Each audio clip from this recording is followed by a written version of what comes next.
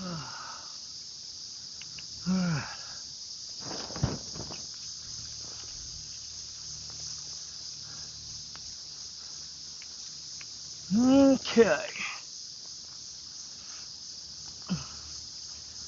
Oh, I'll get these rods. There ain't nobody in here. I got a minute I can rest. Wait for somebody to come in.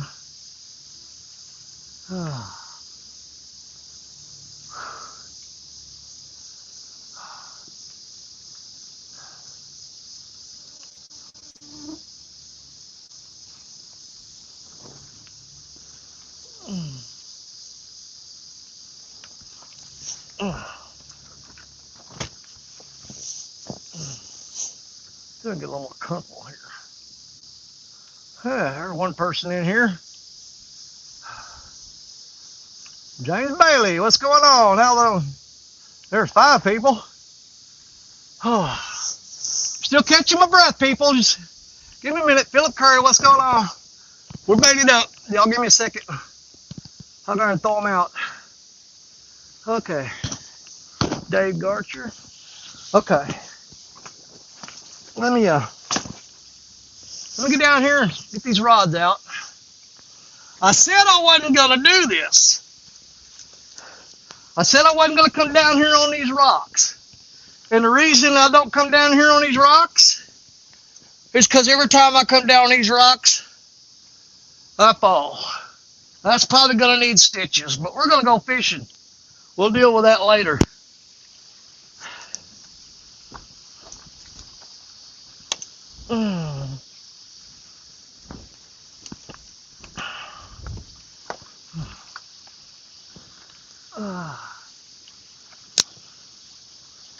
Every time I come down here on these stupid rocks, go out there, way out there, way out there, way out there, right?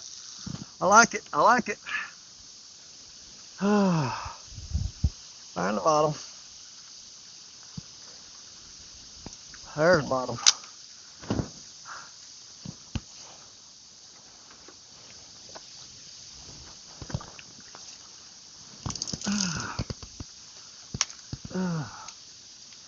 Tighten that up a little bit.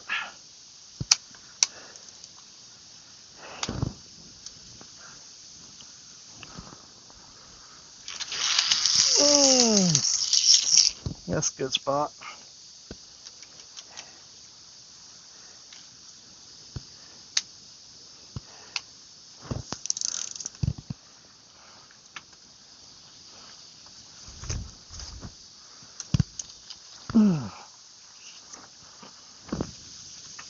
Okay.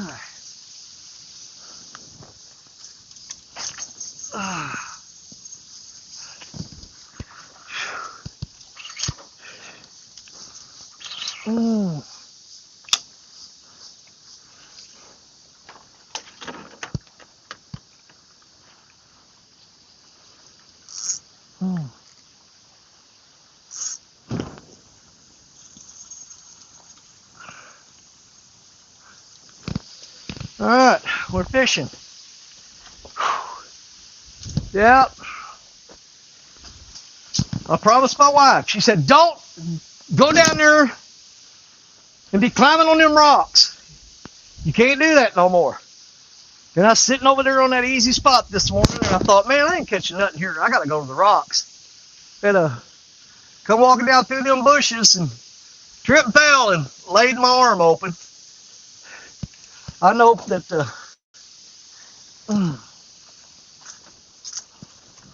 she's not seeing this right now because she's at her mom and dad's, so I ain't got to worry about that. So I'll worry about that when I get home, I guess. We'll deal with that later. I can't get my chair to sit right now. Okay. Sound's going to be awful for me. Let's go back and see who all's here. 13 people in the house. We got fresh bait. We got some fresh skipjack we just caught in the net. Average about 6 to 8 inches long. So I'm just nipping the tail off of them and throwing them out there whole. And we got some 8 to 10 inch gizzard shad, and I'm chopping those in half. So the middle rod has skipjack on it. The two outside rods have gizzard shad. Okay, let me see if I can see this. Of course, first one in here today, James Bailey in here. Hello, how you doing there? Mike Lockhart in the house. What's going on? Philip Curry, good afternoon. Warren Farley. Yeah, man, find a promising place. Well, this is about as good as it's going to get, and I worked hard to get here. I'm going to tell you that. Took a pretty bad fall, got my arm sliced open. You know what? If I don't fall, then I ain't fishing. So don't worry about it. It's part of it. Y'all know that by now. I'm going to fall and break something. See Dave Garcher. Good afternoon. James Bailey. Dang, Daddy. Yeah. It's par for the course, buddy. If I can't get to a spot where you're going to get busted up, you're probably not going to catch fish. So here's the way I look at it. I paid my dues. I come down here, busted myself up, literally. And so hopefully we get a fish for all our hard work. Did have a cool breeze blowing. It's pretty much gone now. So I'm sitting here sweating. Let's stop here a minute and get me a drink and hit my inhaler. I got a new inhaler, you guys. The doctor said, you need an inhaler. I'm like, well, I don't really think I do, but I'll take it. Everybody's saying hi to everybody. Let me look here, Danny. I found my unit that on Tuesday afternoon. Oh, unit hat. That makes more sense. Because I was like, dang, dude. Okay, yeah, that makes more sense. Them rocks jump up and trip you every time. Yeah, the thing is, climbing up the hill, it's not bad at all. Because you've got your foot on a solid ground, and so you can step up and feel with your other foot and feel if a rock's going to shift on you or kind of, or if it's not solid. But when you're stepping down from a higher elevation onto a rock with all that forward momentum and that rock rolls out from under your foot, yeah, you're screwed. Us old people don't have break the hip. Yeah, I'm working on it. I'm going to be in so much trouble when I get home. I told her. She goes, just find you someplace easy to fish. It doesn't. She goes, it doesn't matter if you don't catch nothing. It just doesn't matter. She goes, I'd rather you not catch nothing and come home in one piece than to catch fish and come home and say, hey, get your shoes on. We got to go to the hospital again. Okay. I'm sweating like nobody's business. But here's where we're at, and here's where we're going to be. We're not moving again until we get ready to go home. I'm going to take this phone. Copy day. What's going on, everybody? I can't see this phone through this phone case. Y'all bear with me a minute. I'm going to try to take this phone out of this phone case so I can see the phone better. Hopefully, I just broke a nail. Hopefully, I don't kick myself out like I do a lot of times. Just hang on. I'm going to wiggle y'all around here and take this phone case off.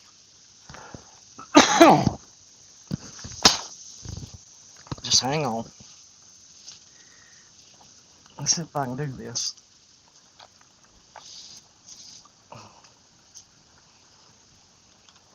Come here, give me that.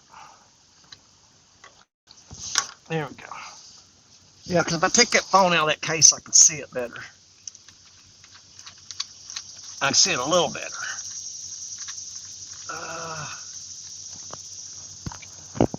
Power pack plug back in here. Yeah, battery's charging. Okay, there we go. There, I can see the phone a little better now. Everybody's saying hi to everybody. Kevin Payne, how long you gonna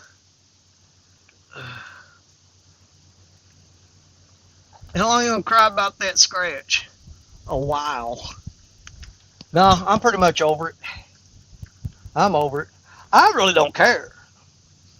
What I got worried about is the one at the house.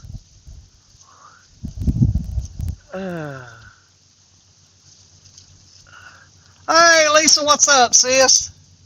Did I put that on right? No, I did not. Putting the case together backwards. All right, we got bait out. Let's chill out and see if we can catch something. What do y'all say?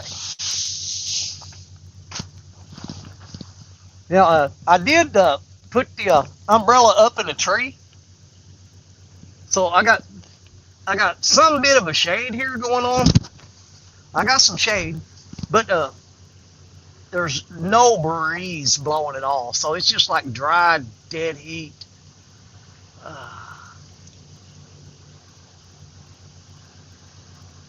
That's right, nothing new. Nothing to see here.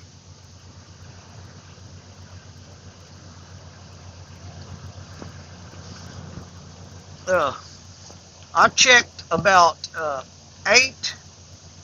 Like, this is a big eddy that we're fishing in right now. You guys have seen me fish here before. There used to be a big old tree right there. As a matter of fact, you saw me one time. I climbed up on top of the tree to reel in a fish. But the tree's gone now. River came up and took it away. But I checked 8 different eddies, and they were all packed with logs and trash floating on top of them. And this is the last one I checked, and it's pretty clean. There's no trees floating on it because of the way the river is flowing. It keeps them all out of here. And I thought, well, the spot looks decent enough to fish, so let's get down there and try to get on it. And I need to get me something to drink here. Fun Fishing Adventures, welcome here. Good to see you. I got all them rods on there. It's still hard to see this screen even with that cover taken off there.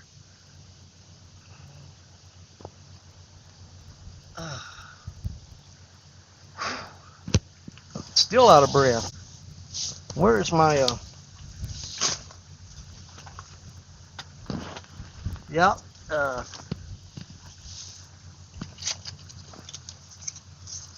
right, well, this is new. The doctor's got me on these now.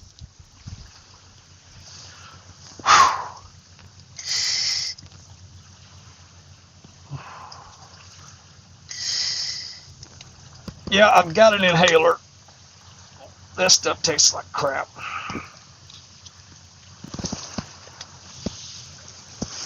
I'm gonna break out the get in here and drink. I think we got some sweet tea and some Mountain Dews. Man, that barge came by. He just stirred it up, didn't he? He's throwing some serious waves.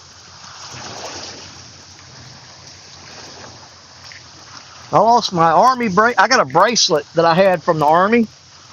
When I was trying to put that umbrella up in the tree, somehow or another, I pulled my bracelet off my wrist and lost it. And I also had my landing glove in my back pocket, and it's gone too. Dang, my unit hat is Special Forces Airborne. Wow. That's pretty impressive there, buddy.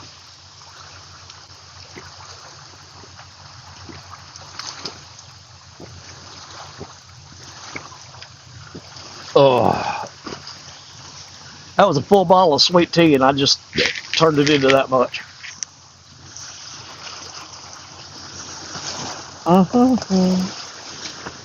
Now, I am gonna, once we get slowed down here and caught up. Matt County, what's up, brother? Over here at Dawson's Point again, trying to get this camera leveled up. Well, I'm hoping we got super fresh bait. I threw the cast net a while ago on the way down here, and I caught probably about 100 skipjack in that rod on the left. Something just bumped it. Just got a bump on it. What's that got? That's got a shad head, gizzard shad head on it. So we got a little bump on that rod on the left. Something just tapped it. That may be a gar. Just tickling on it. Oh, he's dropping slack and pulling. I'm thinking that's either a gar or a channel cat. It's either a gar or a channel cat. Let's keep an eye on that left rod. He's dropping slack, and he'll pull it tight. Then drop it slack and pull it tight. So, yeah, let's have to keep an eye on it. See, I'm not getting up and running down. On these rocks, I'm not running down there unless the rod goes over. It's going to have to go over before I go after it. And I've lost my landing glove somewhere in these rocks, which really sucks.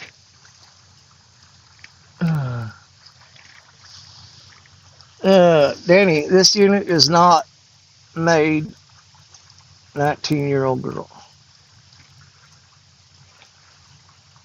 Made 19-year-old girls. I don't know if I understand what you're talking about there, buddy.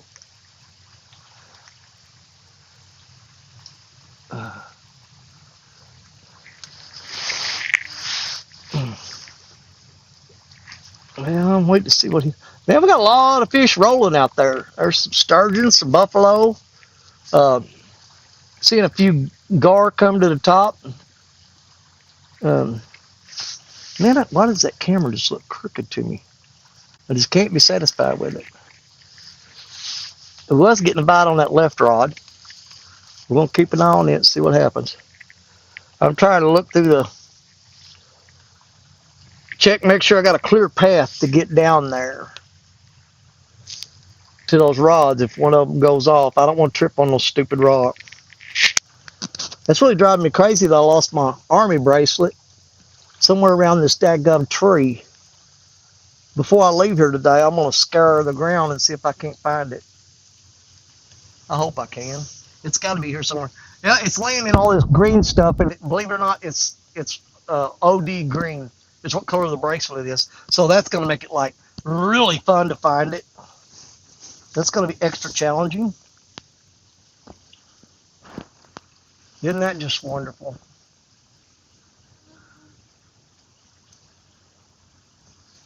Let's see. Since I snitched on him, he told me he fell. Yeah, snitch. You're not a snitch, this. You got the same frame of mind that my wife does. Just looking at me going, oh my God, you just do, when are you going to stop doing stupid stuff? You know? I don't know. I'm getting closer to,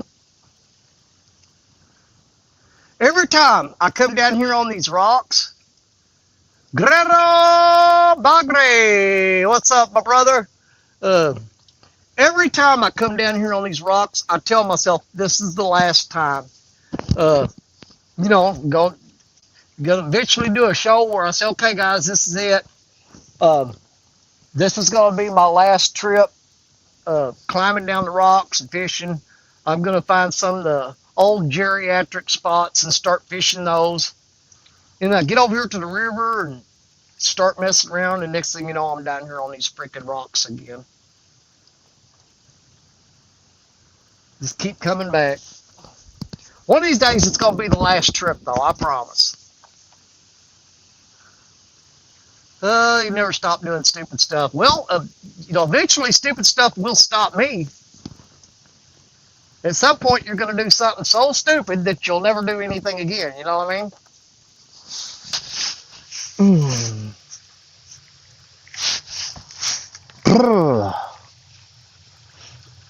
Now I'm starting to catch my breath now.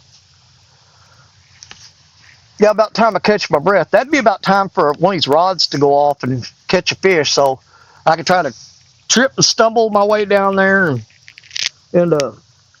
get all out of breath again. Oh, there's a nice little breeze right there. That's pretty sweet. I'm saying that because Isabella Gonzalez was killed in that unit. Oh, okay.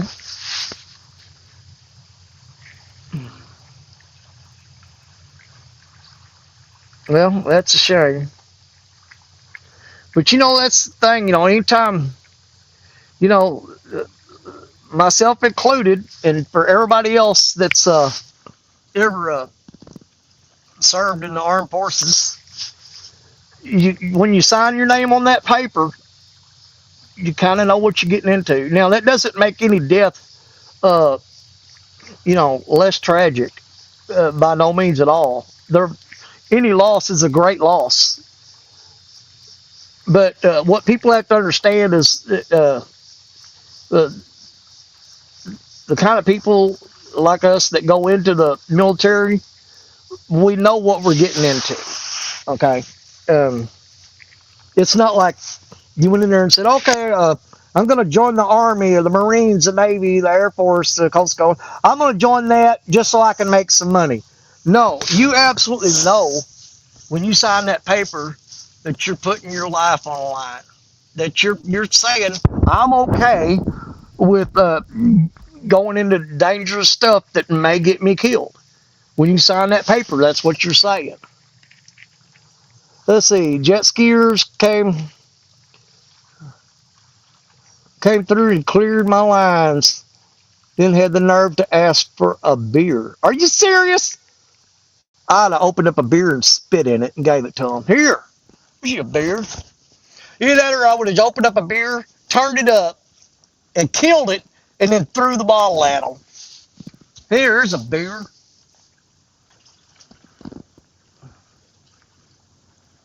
They seriously pulled up and asked for a beer? Are you kidding me?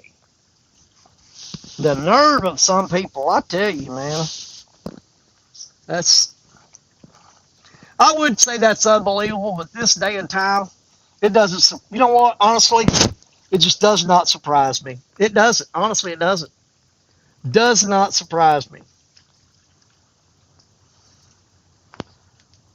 There's good people in the world. Most of them hang out on this channel. And I honestly believe that. I really do. I got a lot of good people in here. I can't think of a single person in the chat group right now that would do something like that. Honestly, I'm being serious. I really couldn't. There's good people in this world, but I'll tell you what, lately, stupid is just, it's spreading like a plague. You know what I mean?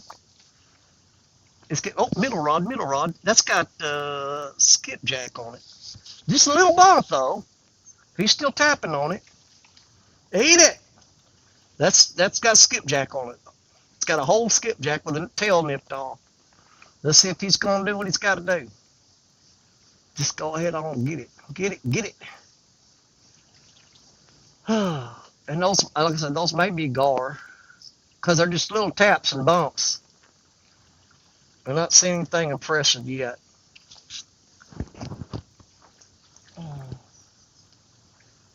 You mess up my lines and then want a beer. Well, they probably wanted a beer before they messed up your lines. That was just something, a bonus they did for you. Yeah, that takes some nerve right there. Definitely takes some nerve.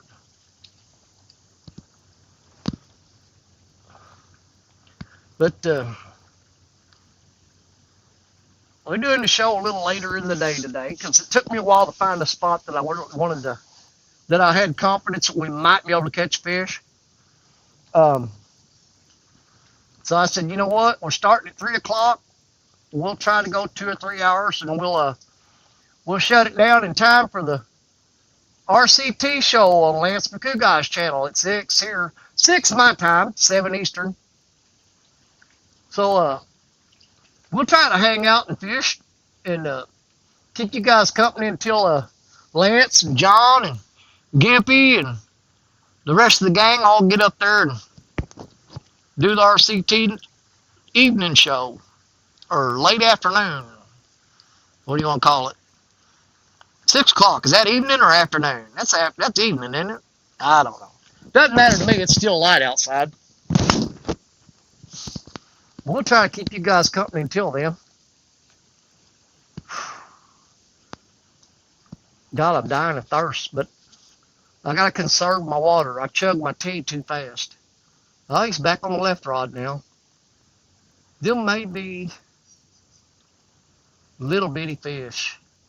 I wouldn't think so. This is a pretty deep, this hole right here, me and Richard Cluck go over it in the boat and scan it. And it's about 70 to 80 foot deep, with a really fast slope up the bank.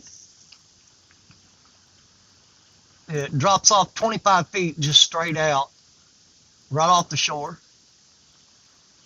So it's a pretty deep hole. I'm really hoping there's not a bunch of little bitty fish in here. We'll see. That's a gar right there, just came up. Let's see, 15 people watching. That's sweet.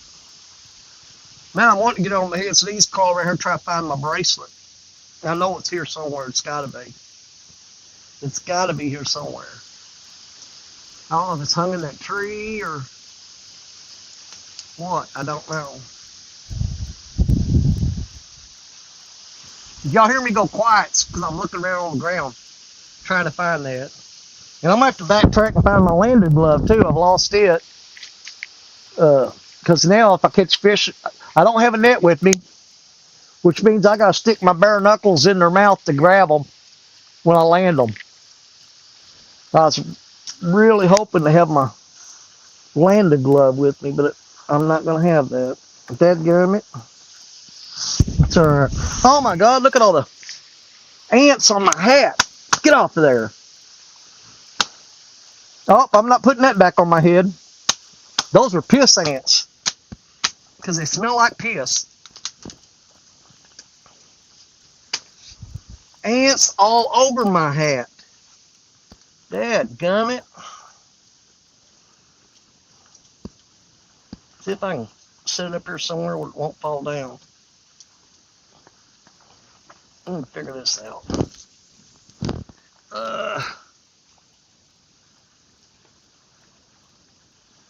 Oh, I know what I can do. I can unsnap it and just pop it around the tripod just like that. There we go. Gotta hang my hat up because piss ants is getting. Oh my God, I got that all over my hands now. Stanky, stank. That smells bad. Phew.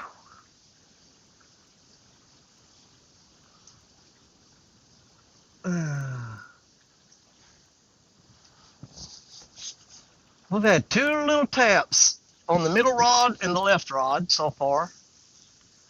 That spot I was fishing at stand day, I had one big takedown the whole time I was sitting there. I sat there for about an hour after stand day. And Black Betty got hit and bent over pretty good, but it didn't hook up.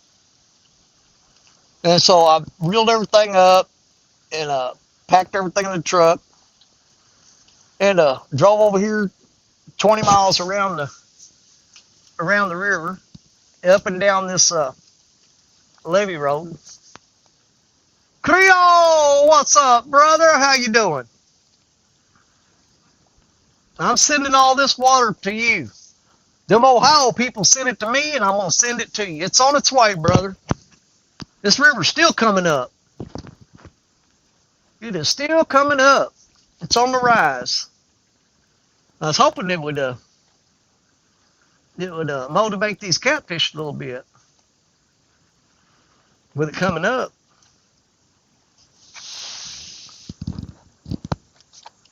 But so far, I'm not impressed. They're not impressing me at all.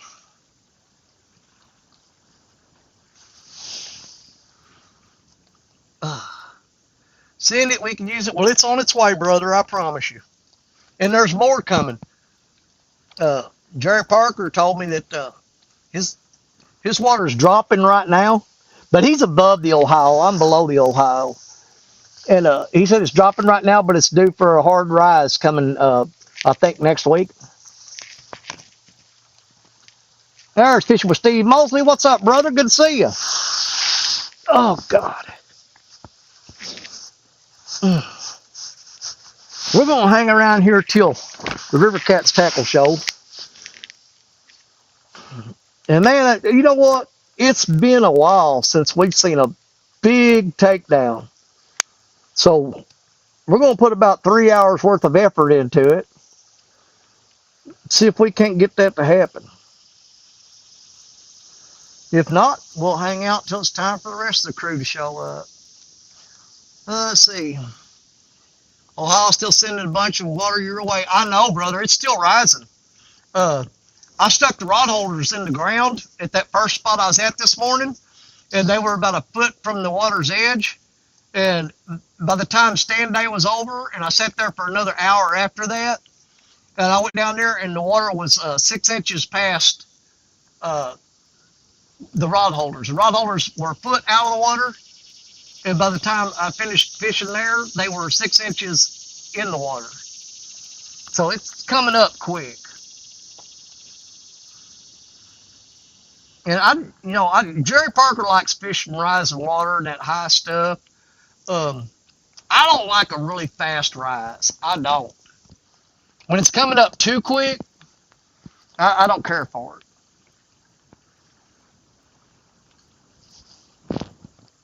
I like a slow rise or a really slow fall. Because on a slow fall, I know where they're moving to. They're moving back to the deeper spots,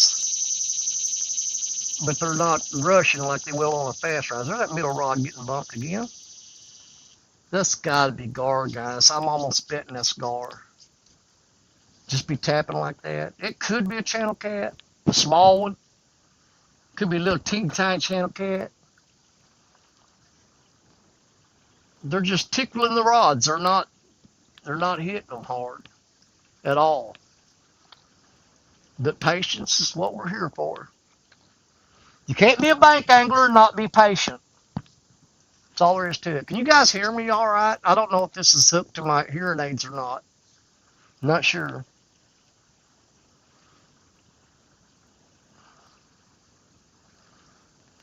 I know that fast current's sweeping those rods in there kind of close together. You throw them out there in different directions, but by the time the current gets a hold of them, it piles them all up pretty much in the same spot.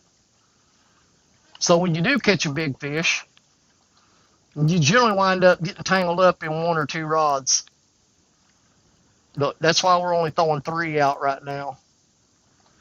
I don't want a whole bunch of rods out there getting all tangled up in that fast water. It don't look like that water's moving, but trust me, it is. It's moving pretty good in a big circular motion there, like that. The current's flowing that way down the river, that way on the main river out there, but it comes in and it loops right here, and it's going around in a big circle right here, just like that. So even though the current's going that way, my rods are all going that way. They're going to that point right out there.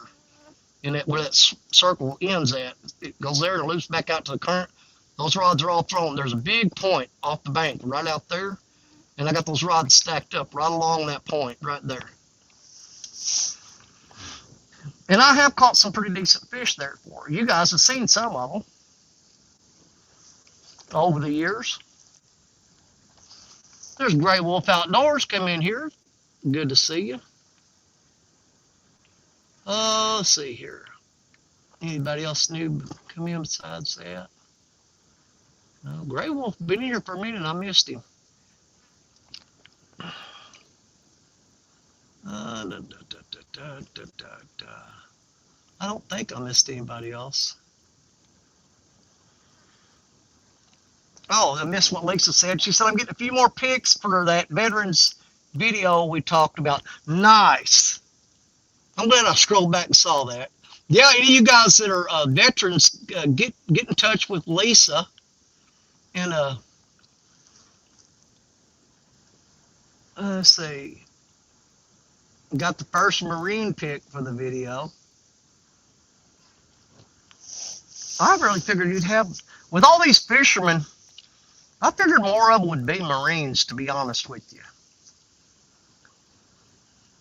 I really thought there would be. That you'd find more Marines in that.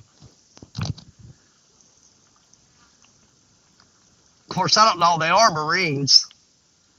So, you know, a majority of them are fishing with a Zebco 202. because they are Marines. So I don't know, maybe there's not that many of them in here. Because, you know, let's see, Daniel, your auto is good. Thank you, Jeremy, I appreciate it.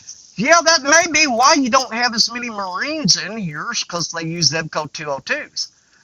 Baitcaster is just like way out of their ballpark of comprehension.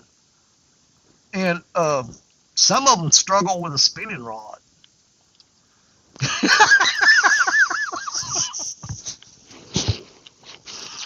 And Air Force guys, oh my God, they overthink everything.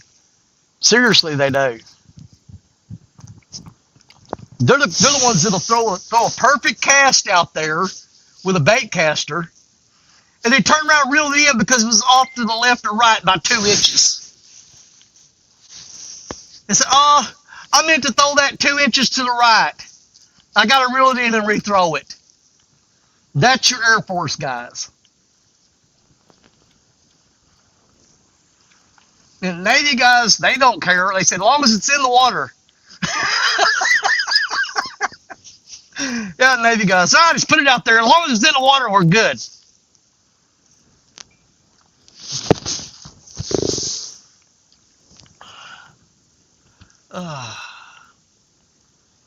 Let's see. We expect crayon eaters. Yep. 922 Crappie Barbecue. What's up, Bobby? Well, we've had 2 little taps on the rods that I am not 100% convinced that wasn't a gar bite. We got super fresh bait that I caught probably about 30 minutes before I got here. Of fresh skipjack and fresh gizzard shad. I do have some live carp in my aerated tank up there in the back of the truck, but I'm kind of wanting to save those because they're real lively and stuff, and I got the big aerator bubbler thing that Warren Farley sent me. It's up there. It's working fantastically. It's keeping those fish alive. And so I'm trying to use up some of this stuff that is not alive. You know what I'm saying? That way I don't have to put it up in the freezer when I get home.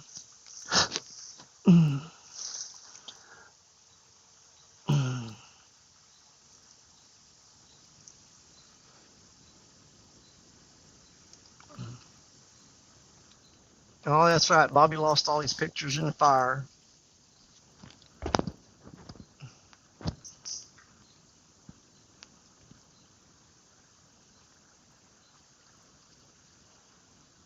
So Bobby and Stan still haven't sent you a picture. We'll have to get on to them about that. They need to get that took care of. This is important stuff we're dealing with here. They shouldn't be, piddling around and procrastinating like that. This is important. It's very important. It's still driving me crazy, you guys.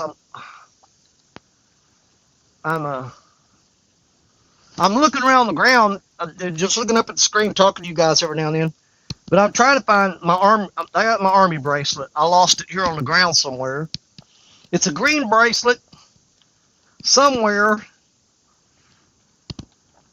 in there. I dropped it somewhere in there. I think that's where it came off at. When I was putting that umbrella up in the tree, I'm almost certain that's when I tore it off there. You guys bear with me for a minute, because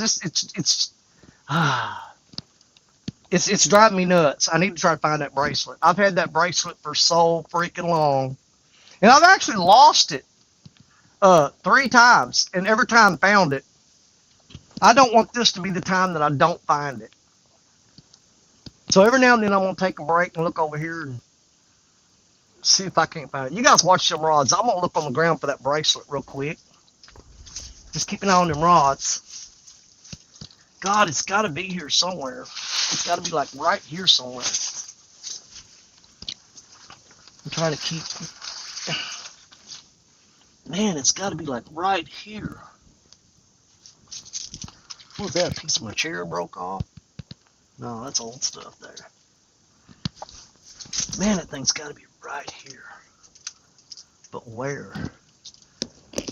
Ah. Let's see, I dug around on that tree right there. I reached over.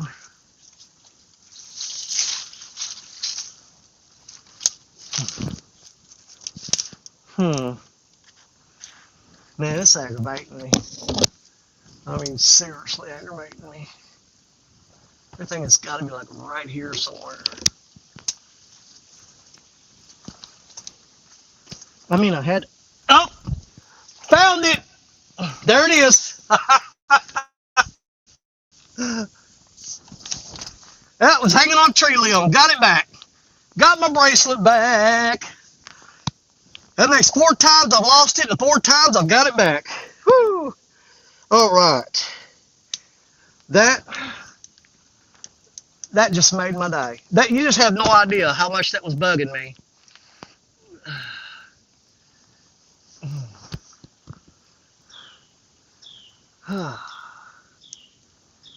Go sit on a thumbtack. She might like that. At least it looks like the type that might be into pain, so you're not going to hurt her. She goes, you smack crap out of her, and she goes, is that all you got? She goes, I like it.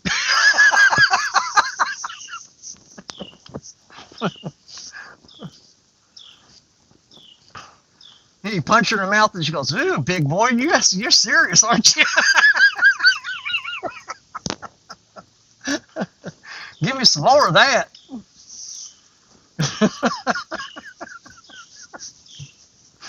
I found my bracelet. Hot dog. It was laying right there, hung on a limb. I knew I lost it right here. Now if I can just backtrack to the end of the day and find my landing glove that I had. There ain't no telling where I lost it at.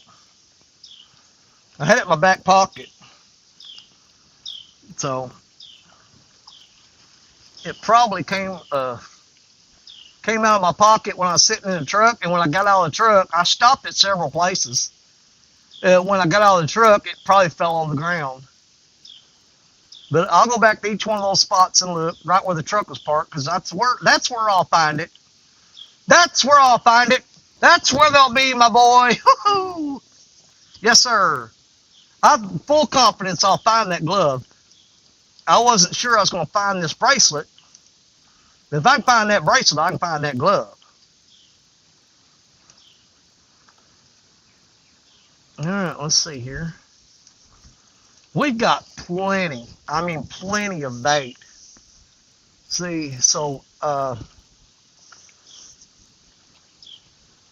don't think those fish tapped on those rods hard enough to get that bait off the hook.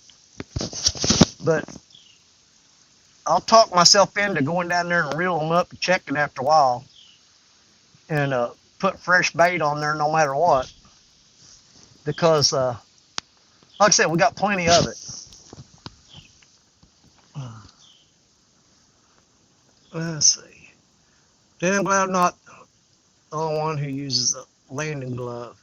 Well, dude, it seems like they bite my hand and my knuckles and stuff get tore up and stuff, and my hands will swell up, and it don't bother me so much. It just takes so long for it to heal.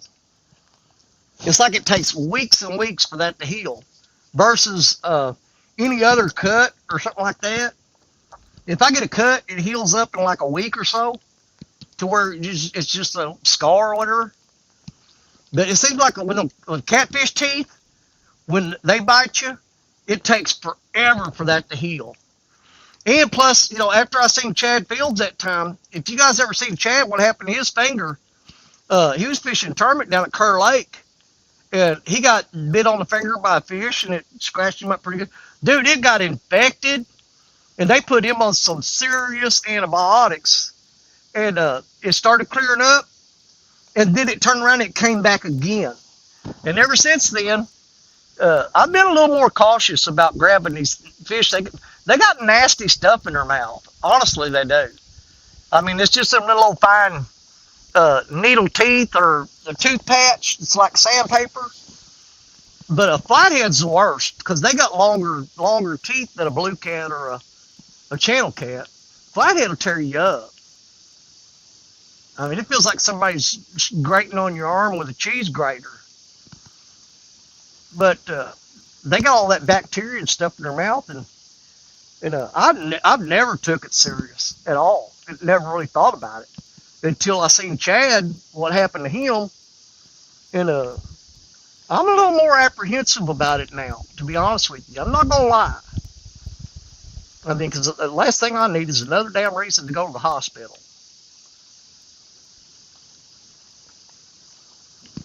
They know me so well up there that they just like, hey.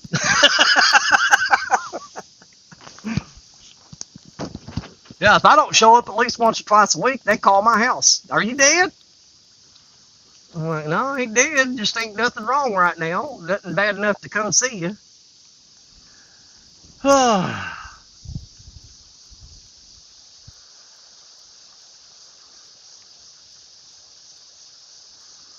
Well, come on now, fishy. Playing the old patience game. I actually saw 2 other spots, or checked on 2 other spots, that I think we'd have probably been better off fishing. There was a little bit of trash floating around on them, but it wasn't bad at all. But there was absolutely zero shade there. And I just, honestly, if it cost me a fish, that's fine. But I just have no desire to sit in that direct sunlight right now. And just sitting there with that sun just beating on me. Especially with the limited water supply that I've got with me. I've got plenty of water as long as I'm, conservative with it. But I don't have enough that I can be sitting out there in the hot sun just chugging it. I brought enough that I can be okay for today. I got a 2.5 gallon jug in the back of the truck that I forgot to fill up. Here comes Danny yet again. Yeah, well, I mean, here's the thing. No, they expect me. I've got. I think we're good to go this coming week. I don't have any appointments or anything. I can get a full work weekend, but not this coming week, but the week after, September 1st, I've got another cardiology appointment. They're going to do an ultrasound on my heart. They're going to do an EKG, and that's on September 1st, because they said they think I got a blockage in one of my arteries. And then I've got to do a pulmonary test on September 3rd. So that's not next week, but the week after. Yeah, I got a new doctor again. I've had my doctor for the last 3 or 4 years. I'm not going to say her name, but she's from India. I'm talking about, she's one of the red dot on the forehead people. Damn good doctor. Love her to death. She's been really good to me. She's taken as good a care of me as any doctor I've ever had.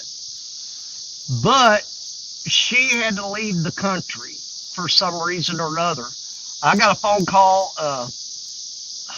not last week, I think it was in the middle of the week before, and it was VA hospital, and said, yeah, we want to, you're going to get a phone call in a minute.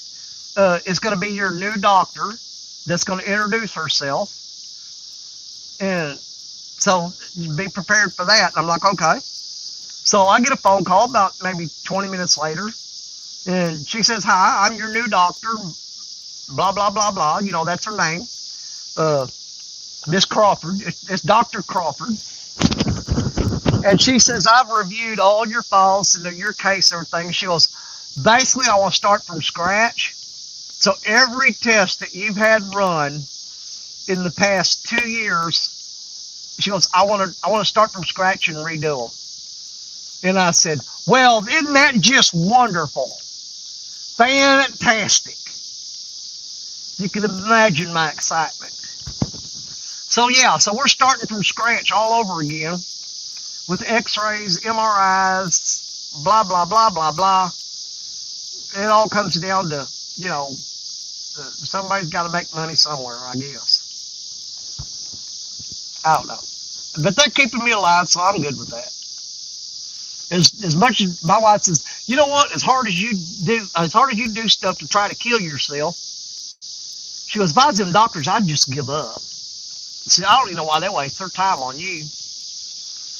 And I told her, I said, same reason you waste your time on me. They love me. No. Them doctors waste their time on me because I'm a paycheck. You know it, I know it, and they know it. There ain't no point lying about it. Let's see. I select that phone. God, I wish I could see this phone. Nurse have a room with my name on it. At the emergency room. Yep. Been there, done that.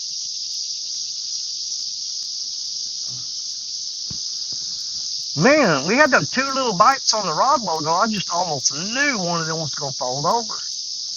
They just take their time with it. They take their sweet little time. And those rods, hey, seriously. Normally, oh, good God, there's a wasp on my glasses. Get off here.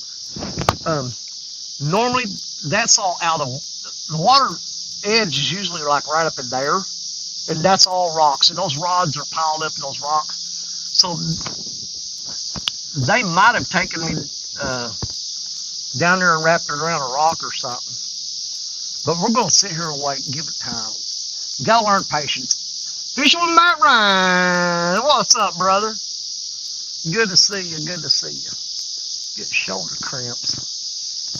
I got this brand new chair. It's really comfortable if you can get it sit on flat ground.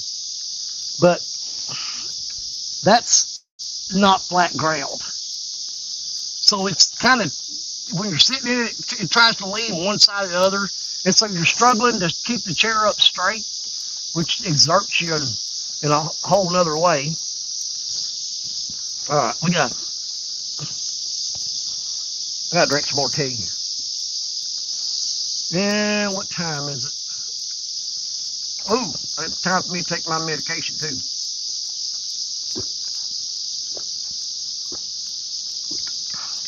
What's going on there? You watch this now. I've got my hands full and preoccupied. That's when one of those rods will go down. When I can't drop this stuff. Come here, cooler. Where did I put that stuff at? There it is. Oh, yeah. Time to take our meds.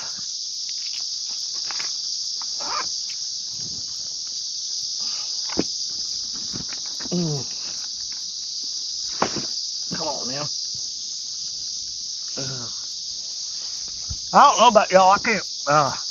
Hold on. Give me a second. Oh, there we are. I can't swallow a handful of damn pills without something to drink.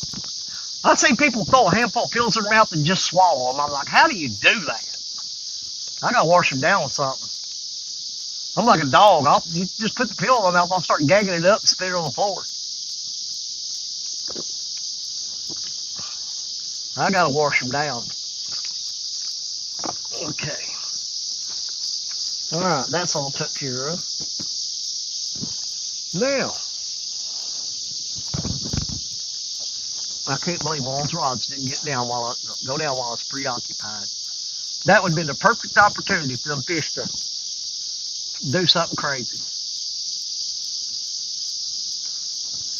They missed their window of opportunity.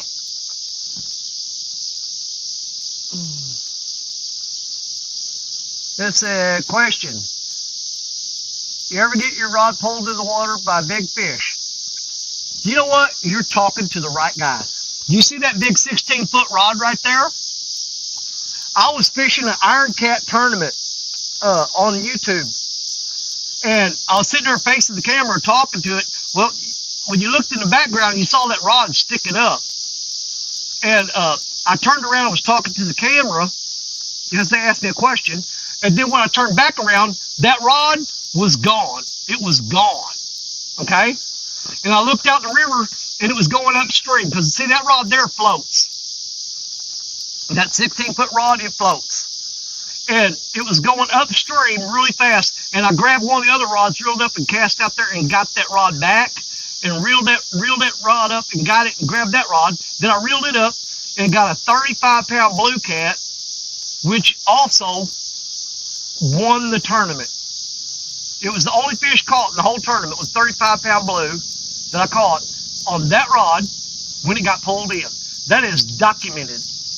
It happened.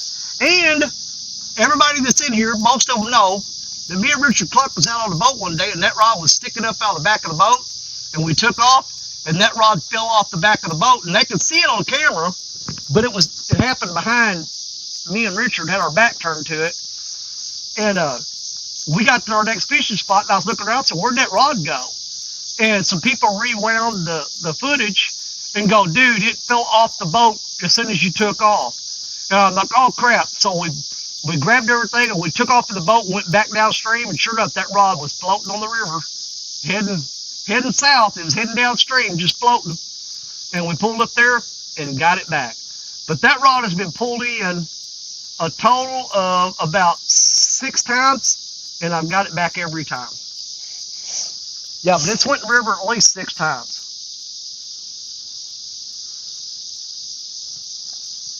And I've only had 2 other rods get pulled in, one of which I did not get back.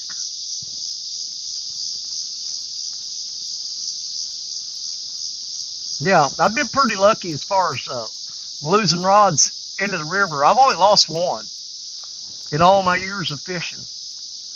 Now, I've had several pulled in, but I've only lost 1. Usually I grab another rod and start casting, and I'll hook the line or hook the rod, and generally I'll get it back.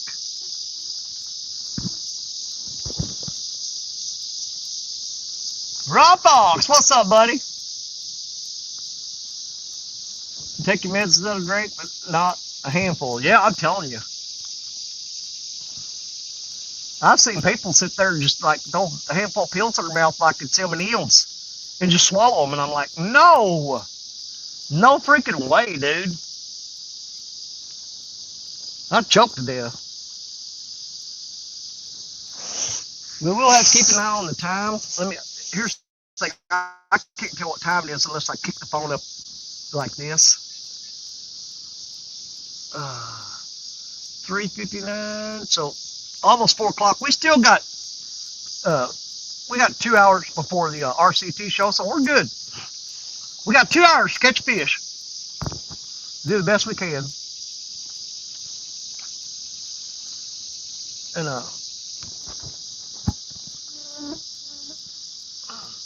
most of the time, the fish don't start biting good here. And you guys have heard me say this 1,000 times. Until later in the afternoon.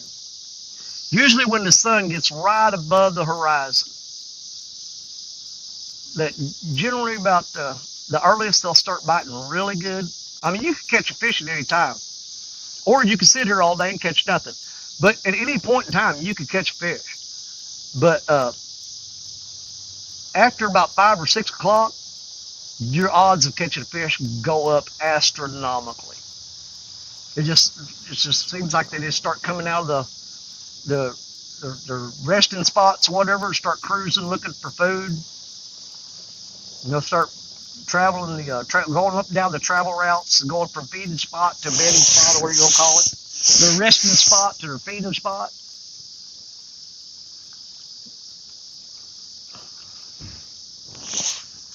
I hear car doors up there by my truck.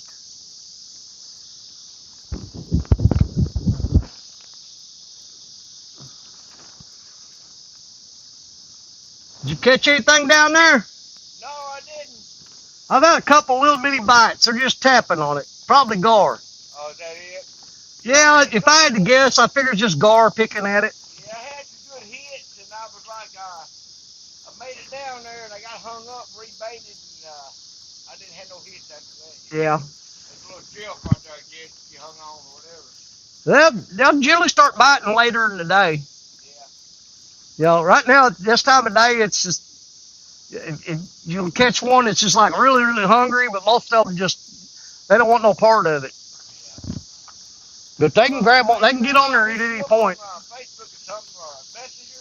Do what? I said I'll hit you up on Messenger, and maybe we can get together, man, and use my boat. I got a little a 16-foot bass boat. It's Oh, you got a 16-foot bass boat? Yeah.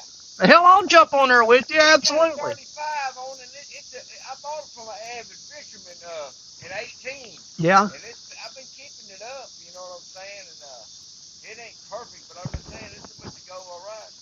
But maybe we'll get a chance to take it out, man. I've been down to have somebody. Oh, absolutely, man. Just give me a holler on Messenger, and I'll meet up with you, and we'll jump on your boat. And yes, sir. That sounds great. I'll show you some spots. Don't worry about bait. I'll take care of that. Yes, sir. Okay. Danny, you have a good day. I appreciate nice meeting you. All right, no problem. Good seeing you too, man. Okay.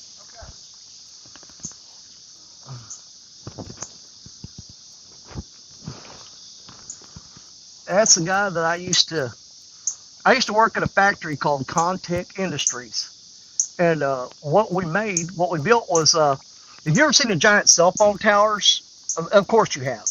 But if you ever look at the giant cell phone towers, if you look underneath that tower at the bottom of it, there's a little building there that's got a bunch of electronics and all kinds of crazy technical stuff inside that building.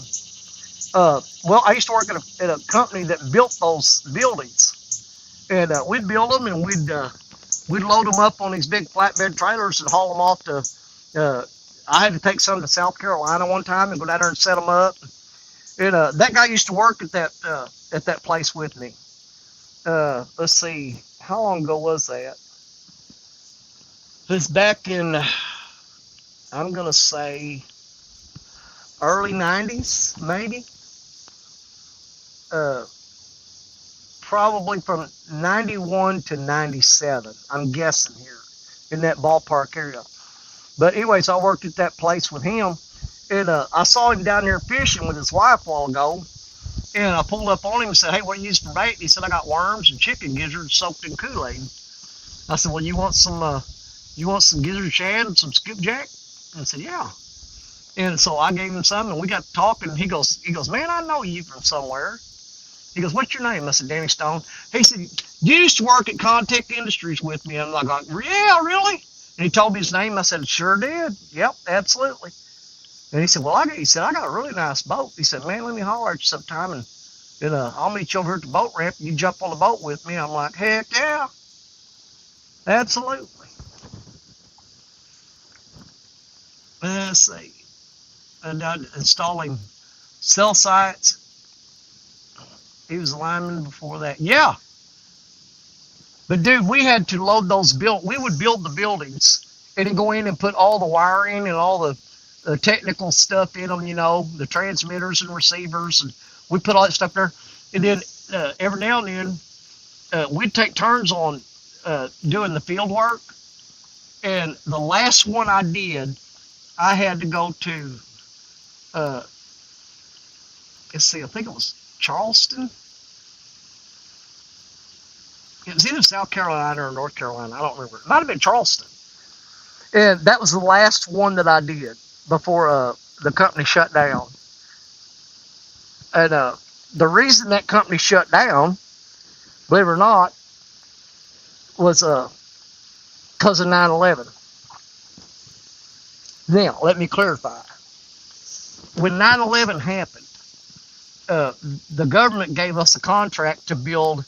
We stopped building cell tower buildings, okay? We started building barricades, okay, that were steel concrete with steel reinforced barricades. And if you go to Washington, D.C., if you see any of those big giant barricades around any of the government buildings, I built those. Well, me and a bunch of those people there.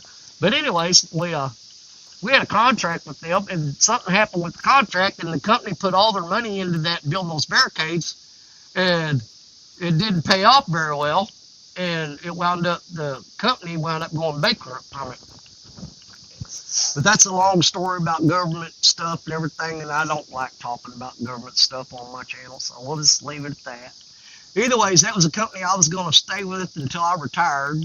I loved that job. I was a nighttime foreman, and I was planning on staying with that job until retirement. But it didn't happen. The company got shut down, ran out of money, and so there you are. That's just how it happens to a lot of companies.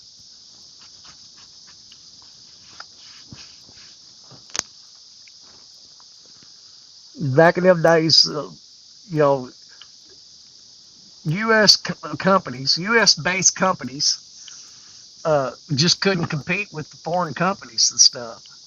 And there was a lot of factories, a lot of stuff shut down. A lot of them went overseas. But we're not going to talk about all that. But anyways, that's pretty much what happened there. The company was making good money, but they decided to go overseas. So there you are. So I bounced to 2 or 3 other jobs before I settled into the one I'm in right now. And I got a year to go at the company I'm with now. And then I will be done. I'll be 100% retired. And just sit back and wait to die.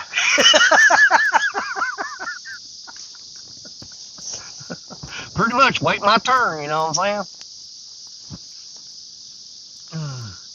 Reading my previous comment. Okay, in caps. Okay, let me go back up here. Okay. If any of y'all going to be on the RCT live chat later, can y'all ask Bible how he likes playing with his Oscar Marawini whistle? Oh, God. Oh, man. I don't know if I'll be up on panel. I'll shut this down when they get ready to go live. They generally have a pretty full panel on there. They don't need me, I'll tell you that. They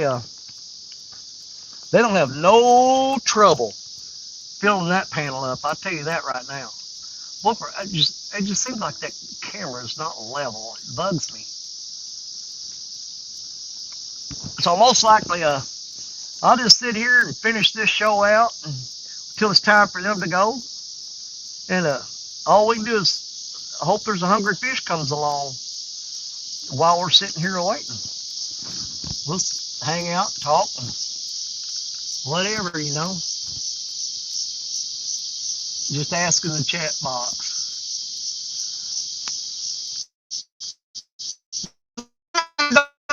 You ain't gonna be in the chat. If you don't like talking about it, that's basically what the term is. Yeah, pretty much.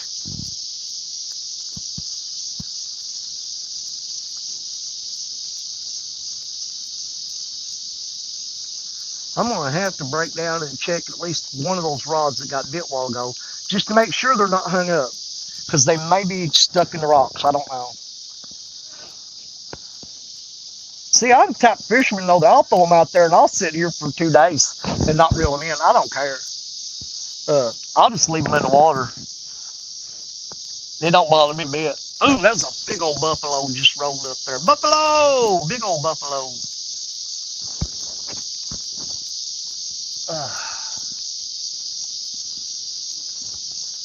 Let's see, I got 1 week to 62, but I'll be working till I fall over. Not me. I'll be 61 in November. So actually I've got a little over a year. But you know, you have to file for your retirement 3 months before your retirement date. I don't know if you knew that or not when you go retire. But I'm going out at 62. You know what? Literally, I've just abused myself, body, and tore myself up my whole life working. And I want to spend my last few years just not killing myself. You know what I mean?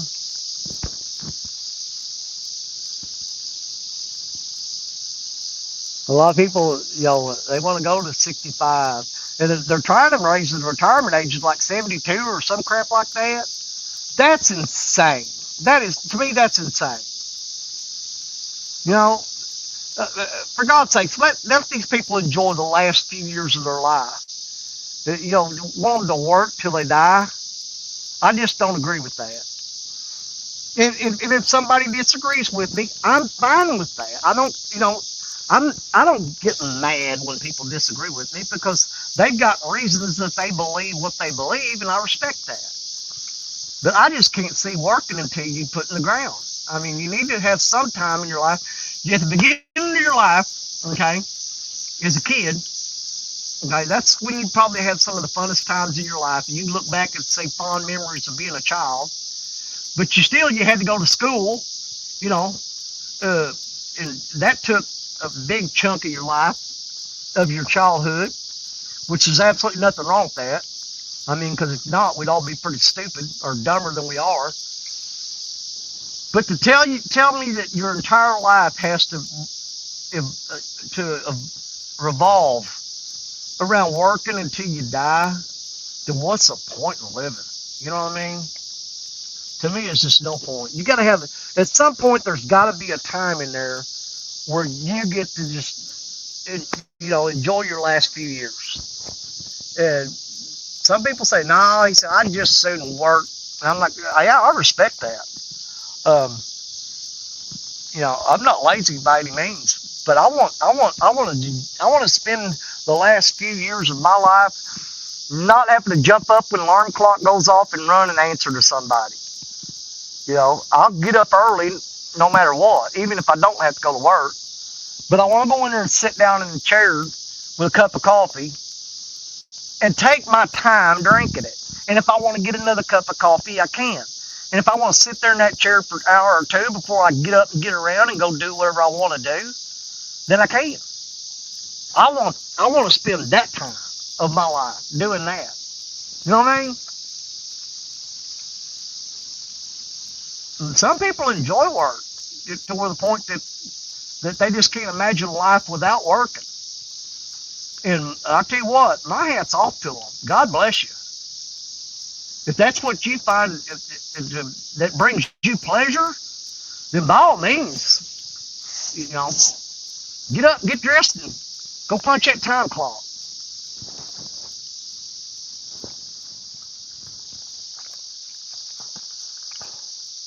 But everybody should have to work, I think. If you can. If you're an able-bodied person and you won't hit a lick of a snake, but you're waiting on everybody else to take care of you, I'll tell you what, I like to go back to the caveman days where, broke his leg. He's saber-toothed tiger food. No, I'm kidding. Not if he broke his leg. Let me take that. I'm taking that back.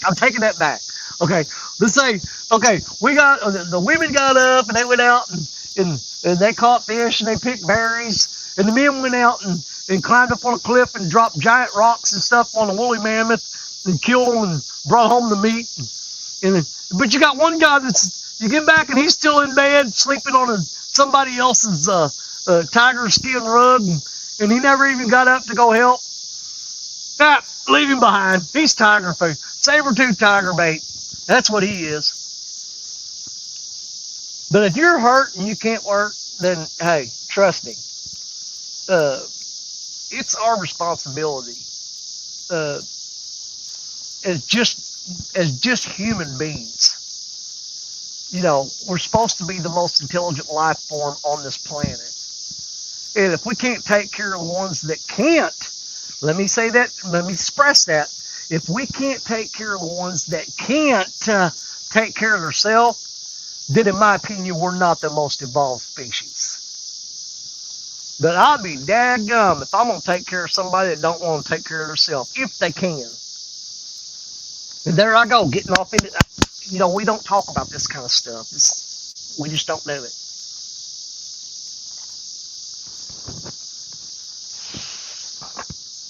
My wife's she's gonna watch this when she get home. She goes, don't do that. She'll just have fun, laugh and tell jokes. Don't tell them your opinions. She scolds me, man. I ain't kidding you. But you know what? She's just trying to keep me out of trouble. You know what I mean? She does a decent job at it, I guess. It's not a job I don't think anybody else would want, to be honest with you.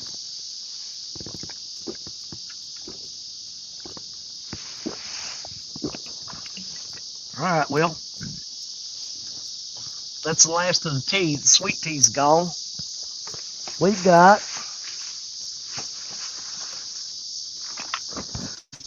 20-ounce Mountain Dew and a 20-ounce bottle of water. That's what we got left. Let's see here. My wife would love to work, but she's disabled. She's on SSI. Well, disabled is a whole different thing. I'm not talking about people that cannot work.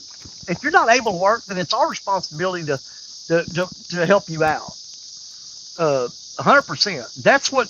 That's the cost of being what's supposedly the most advanced species on the planet, is that you're able to take care of those that can't take care of themselves. But somebody that just don't want to work ever, yeah, I ain't got no sympathy for you at all, none. But I'm serious. We're gonna get off that subject. This is not a political channel in any way, shape, or form, and I don't want it to become one. All right, we gotta pick one of them rods to go reel up. We're gonna pick one of them. If I reel it up and it's hung up, then I know we gotta tie some rigs. If I reel it up and there's still bait on it, then we know just leave them out there and be patient. If I reel it up and there ain't no bait on it, then we need to check the other two to make sure the bait's not gone. Make sense? Let's see, my doctor shouldn't be working because of my neck, but I have to.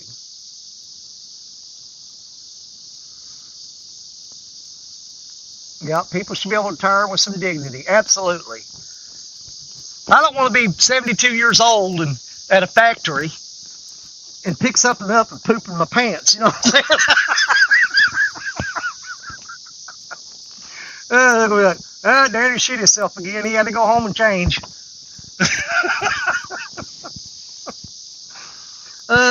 Let's check that. Let's check the one on the left, the green 10-footer. I'm gonna run down there real quick. Let's see if that's hung up. Let's see if it's got bait on it. No matter what, we're gonna put fresh bait on it.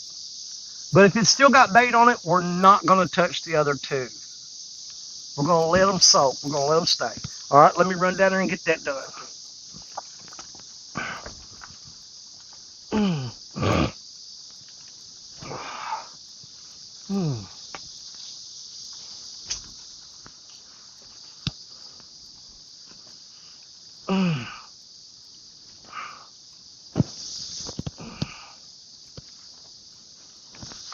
Oh Lord, I hope this thing ain't hung up.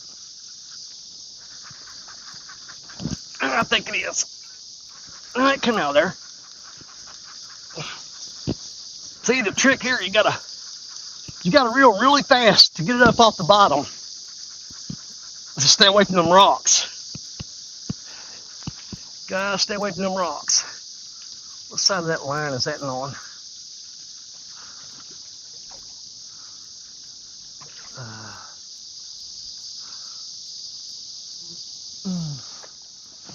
It's still got bait.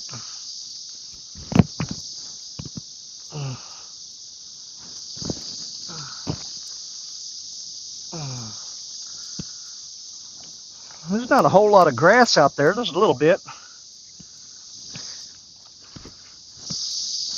There's a little bit of grass out there, not a lot. That bait looks good, but we're going to go ahead and put a fresh one on there. There's nothing wrong with that bait. He's still got guts in him. But we got plenty of bait, so let's bait it up. And I got the bait cooler right over here in the shade. Or it was in the shade. It's not in the shade now. Let's go with a small shad. A whole one. I'm going to split the belly. Feeling juice is flowing. We'll put a smaller shad on this rod.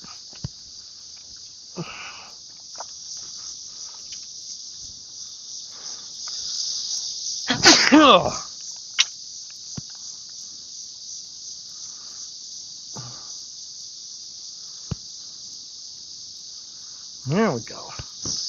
I'm going to downsize that bait just a little bit on this one.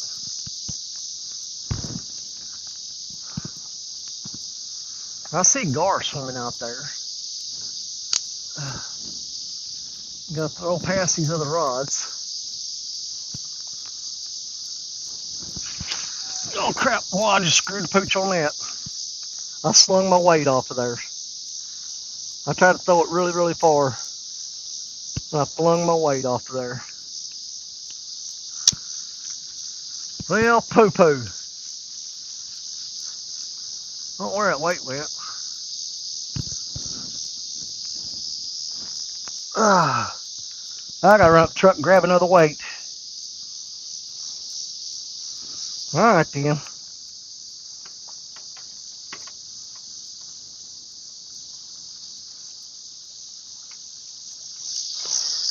Yeah, I flung the weight off of there. Truck's over there. We're up here and grab another weight out of the truck. I'll be right back. I might as well take this phone case up there with me while I go. Put it up so I don't lose it. I'll be right back.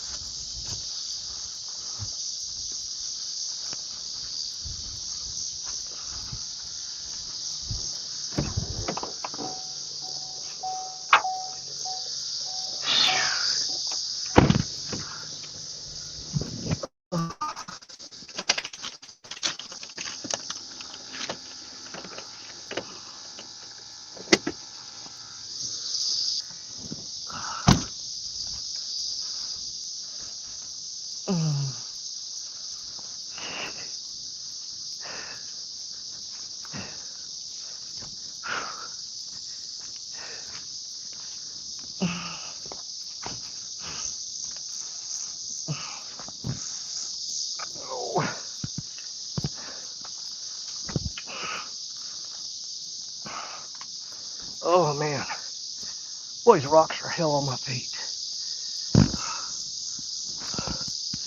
Trim sharp edges off of that weight. Scrape them down.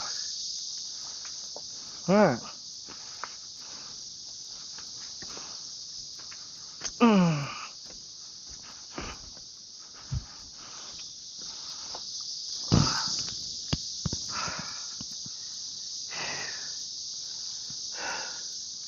Out of breath again.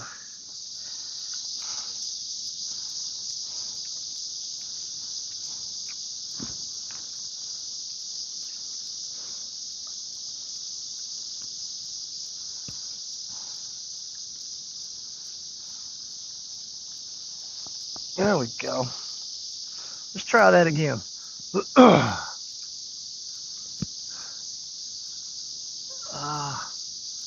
Which one I need to go with that? There it is. All right. Maybe not fling it so hard this time. There we go. That's better.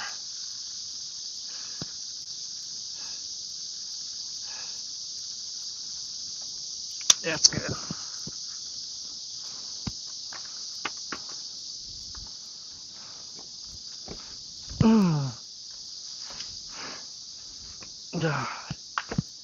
All right. So we still had bait that looked like it's in pretty good shape, but we went ahead and changed it out. So we're gonna leave them other 2 rods alone.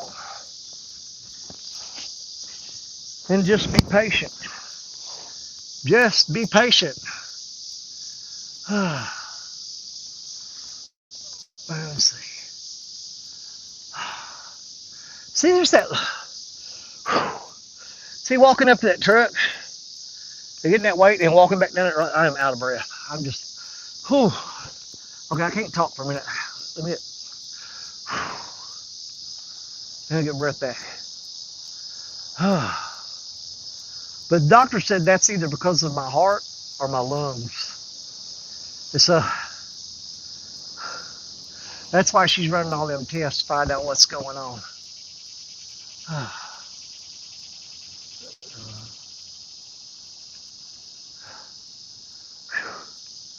Let's see here what Greenwell said. My dad was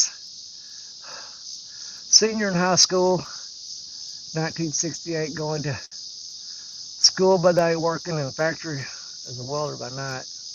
Married my mom. It was on the. I'm not reading slow. I'm trying to catch my breath. Not too many kids like that today. No, they're not. There's some, not a lot. But you know,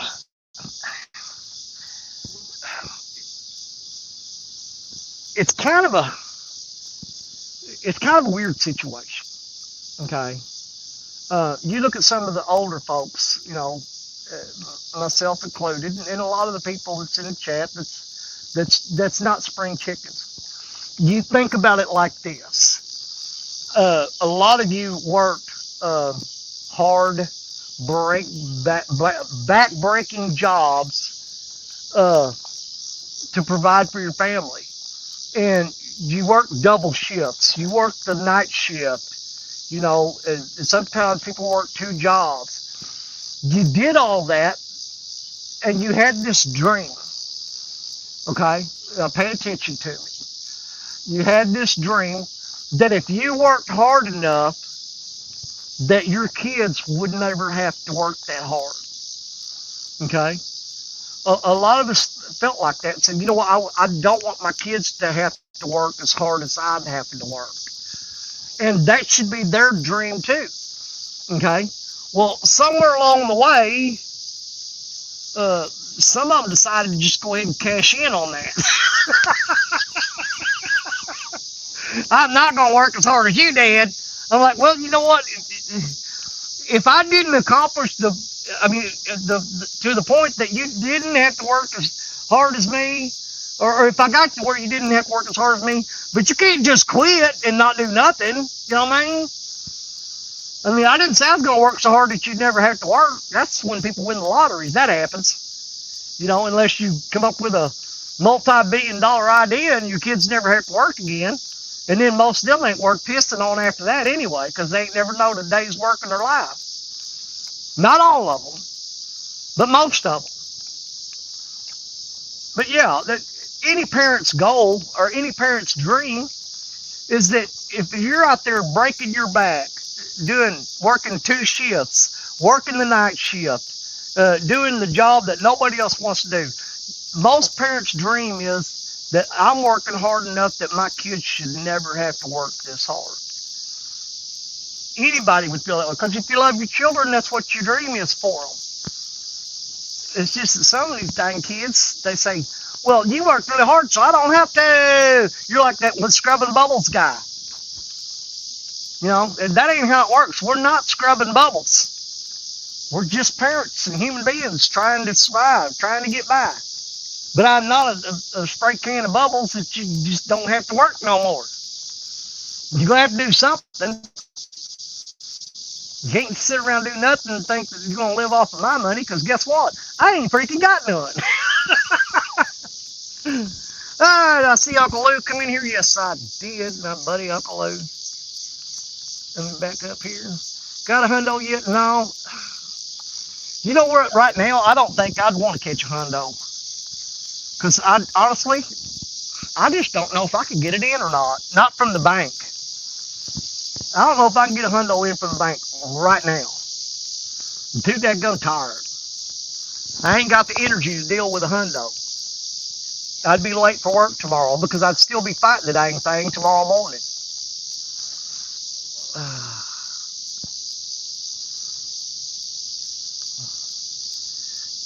She's in high school and working at the local grocery store after school. Let's see here. Grayville's just, he's there. Grayville's carrying on just a serious conversation with me today. Let's see, my oldest boy is assistant manager at Subway, and my middle boy works, I got a hiccup, works there, and they both do DoorDash. And my oldest is married with my 8-year-old granddaughter. And said, raise my boys right. Now, if both of you boys work at Subway and one of them assistant managers, do they ever get into a pissing match? Because I couldn't imagine working with my brother somewhere where I was their boss. That just would not go over well, I'm telling you. There ain't no way. Now, I would not want to be working at some place and be in charge of kinfolk, I'll tell you that.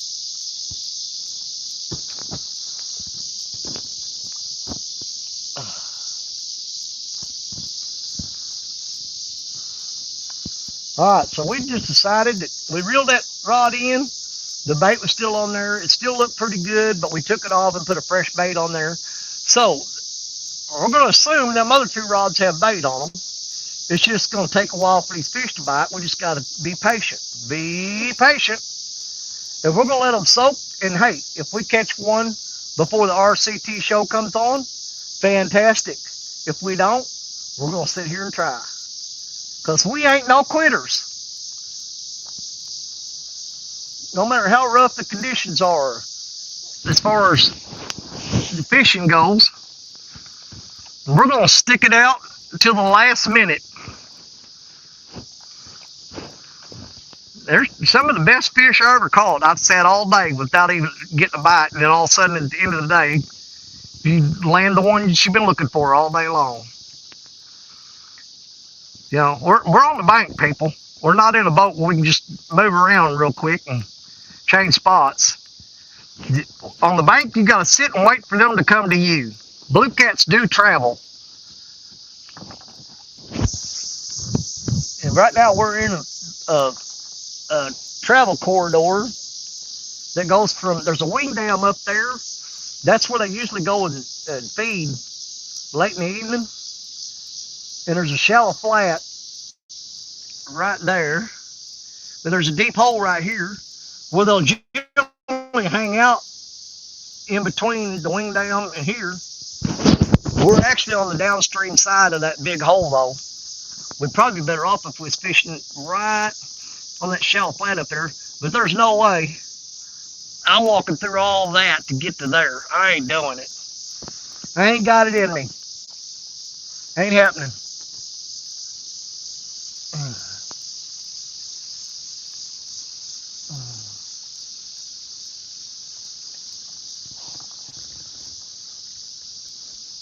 We're just gonna sit here and enjoy the river.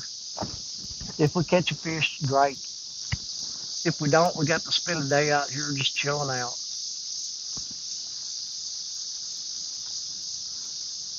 That's another thing. I'll tell you right now. Other stuff that I'm obligated to do when I retire, people said, "Oh my God, you're going to be so bored. You're not going to have nothing to do." I'm going to tell you something. I'd be perfectly happy spending my last few years just coming out here and sitting on this river. You know, this is probably where they're going to find me dead years from now or next week, whichever. But yeah, my wife knows. Okay, you know what? I'm fixing to get. We're gonna get into some stuff here, so I'm gonna have to do this. We're gonna do something here. We're gonna do this right here. If them rods go off, I'll just spin it around.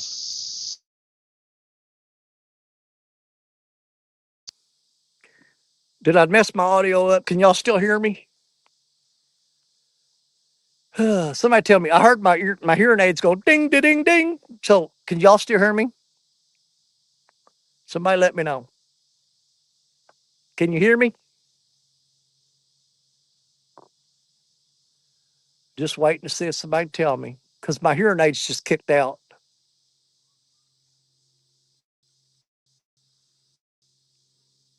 Can you hear me? Hear you five. Okay, thanks. Okay. Now, what the hell was I going to talk about? Oh, I remember. Another downfall of getting old. Uh, Me and my wife have actually had this discussion where, yeah, I'm more likely not. I'm going to die before she does. I mean, I know it. She knows it. We just accept it, and that's just the way. It's just the way it's going to be. More likely not, I'm going to be gone before she is. Now I got to do my best to make sure she's got everything she needs when I'm gone, and she's taken care of. I think I've got a pretty good plan where that's, you know, locked in. Now, getting sidetracked, but this is where we're going with this, okay? Because we've actually had this discussion about me dying, because we both know it's going to happen eventually, and I'll go before she is. But the thing that would probably traumatize her more than anything is to be there and physically see me uh, pass away. It would just absolutely traumatize her. It would. It would. It'd be just be too much for her. Now, uh, Richard Cluck and all them, Jerry Parker. I've had some discussions with them about this. Uh, those two guys right there. Anytime I'm going fishing, they know every spot that I. They know where I'm at right now. If Stacia called Jerry Parker or Richard Cluck and said Danny didn't come home, he's not answering his phone, they know where to look. They're going to find me. They're going to find me. Ain't nobody else in this world is going to find me but Richard Cluck and Jerry Parker. And I promise you, if I'm missing, call them two guys. They're going to find me and probably take them less than an hour. But it would be less traumatizing for her, in her mind, to know that I was out here doing what I wanted to do, what I love doing. She goes, that's the way you want to go. That's the way that you'd be happy when you passed away, is to be sitting on the riverbank. She goes, her perfect scenario is that I'm sitting here, old man, watching them rods, and I just close my eyes and never open them again. And then Jerry Parker and Richard Cluck come flying down through here and go, there he is, right there. There he is, all slumped over in that chair. And first thing they're gonna do is call station, say, Station, we found him. Said he's gone. I don't make myself cry. But they would call her and tell her he's gone. And she goes, well, he was where he wanted to be whenever he went.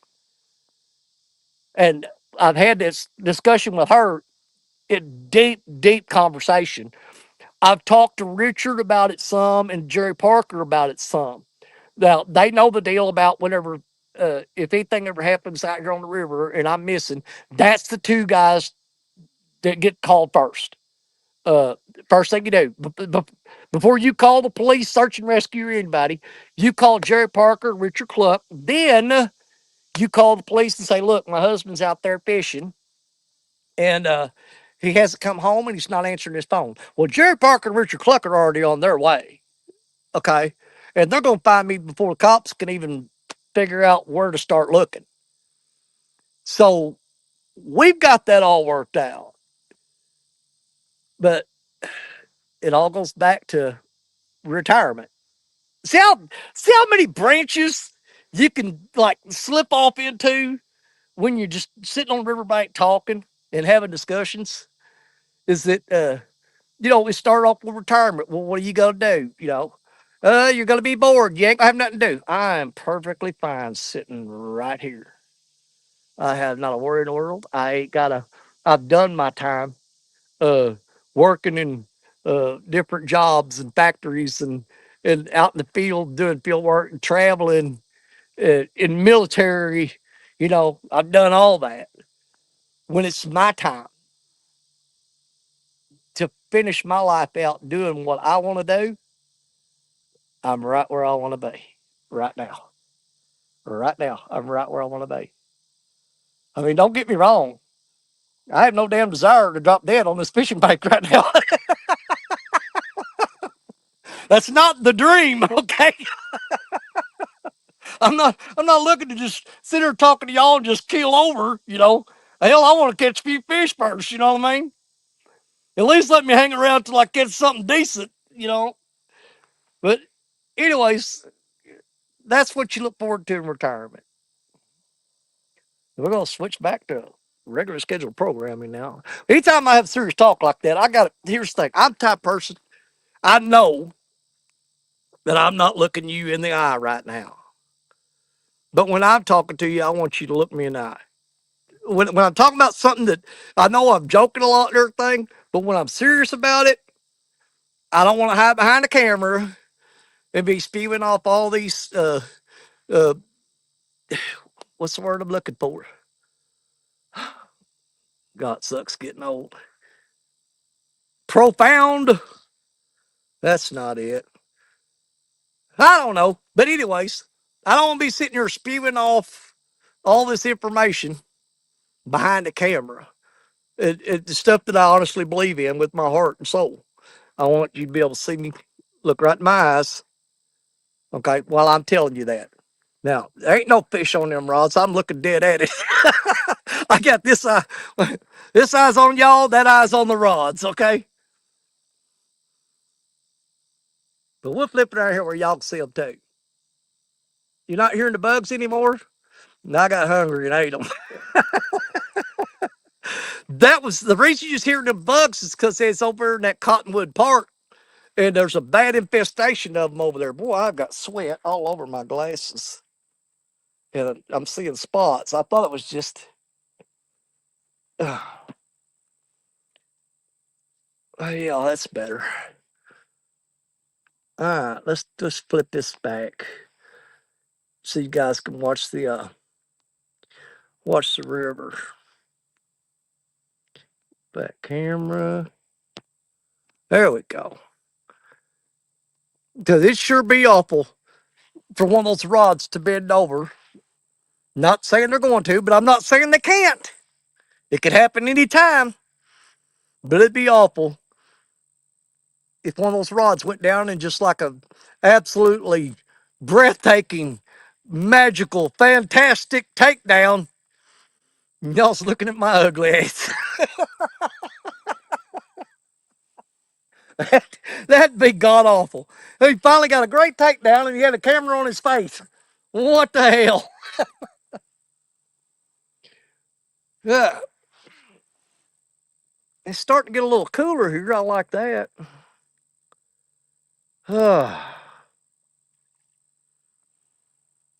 Let's see. You lose two things when you get old. First, your memory, and I forgot the second thing. That's pretty good. Well, actually, it was my hearing. Uh, well, there was a hard race between my hearing and my eyesight. When I turned 40, I've always had bad hearing. Just from being in the military and stuff like that, tinnitus, ringing of the ears from all the gunfire and stuff. So my hearing went first. It's been the most trouble for the longest period of time, all the way back to when I was like in my early 20s. Uh, when I turned 40, and that's what really pisses me off, is that, dude, all my life I've had perfect vision. 2020.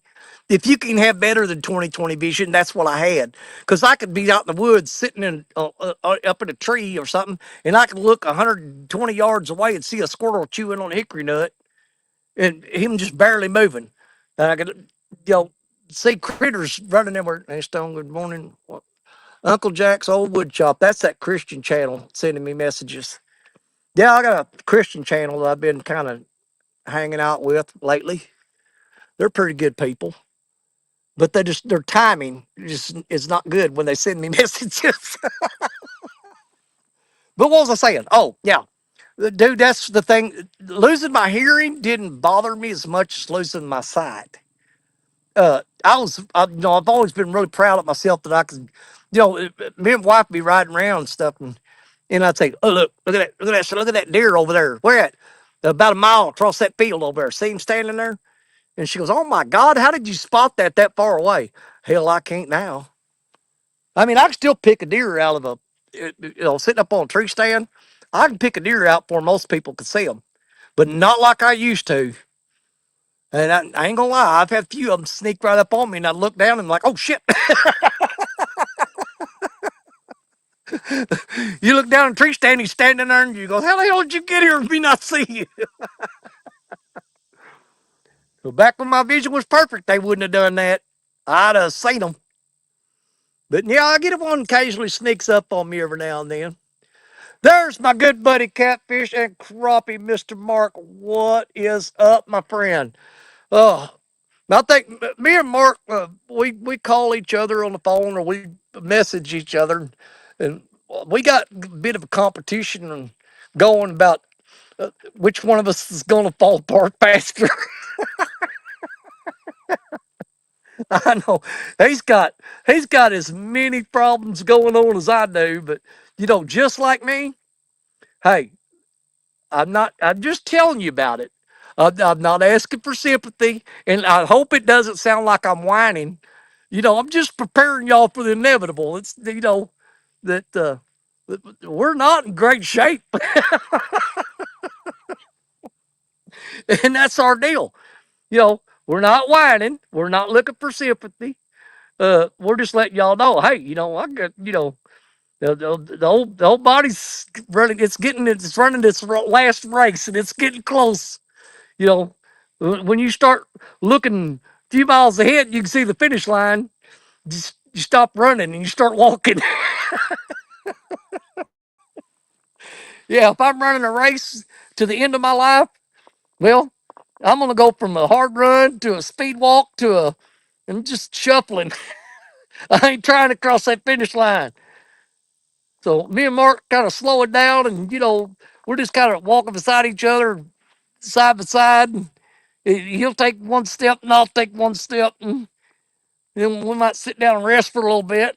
So there ain't no hurry to cross that line. I'll tell you that right now. Mark says he's winning, but I know he's. Uh, I don't. Mark tells people what Mark wants people to know. But ain't my place to tell. But he's. You have my sympathy and my respect. So you know what, Mark? I don't feel sorry for you because here's the thing, dude. We me and you, we were pretty much same. We was like two peas in a pod, or however you say it, crap. Well, we both kind of live the same kind of life, and you knew all along. It's just kind of like, I'm going to pay for this one day. I know you said it to yourself. I've said it to myself. I said, yeah, I'm doing this and I'm doing that, and someday I'm going to say, you know what? I wish I'd have took a different route or slowed down or been a little more careful. And it's like reaping what you sow. But you know what? If working hard and living the way we lived, I have no regrets. I have no regrets. I don't. Uh, I pride myself on the fact that I worked hard all my life. Did it cost me a few years? Probably. If I had to do it over again, would I do it different? Not at all.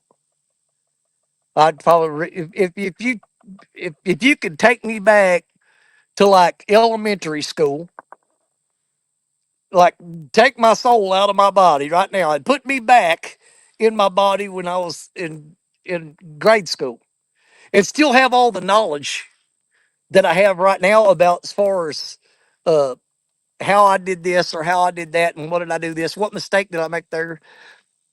There's not a lot that I would change. I don't think. I know there's some women I'd probably avoid like the plague.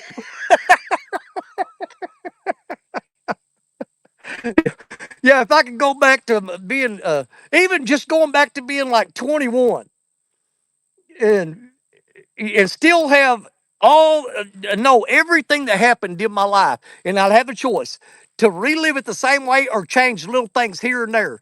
There's a whole bunch of women that'd be like, "Get the hell away from me, Satan!" I promise you. And not the women are bad. It's just a lot of them that I picked were.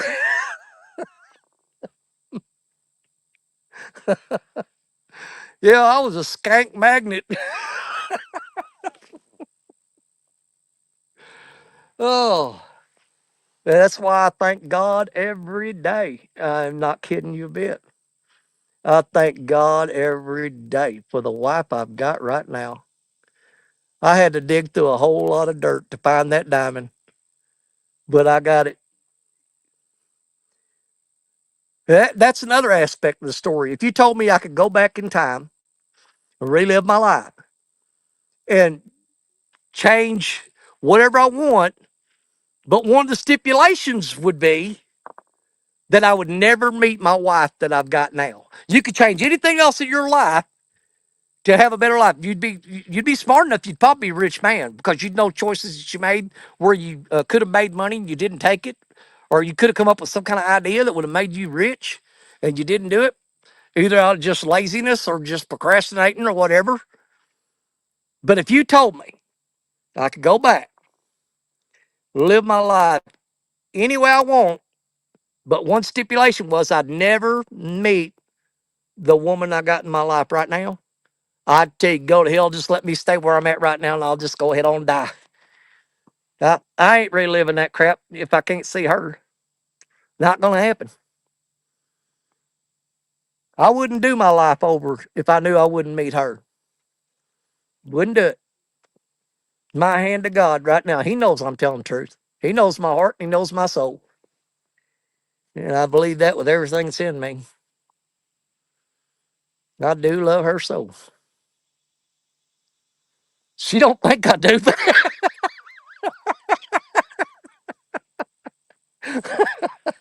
Yeah, she's probably on the opposite end of the spectrum. She's going, "Oh my God, you get on my nerves every day as much as possible."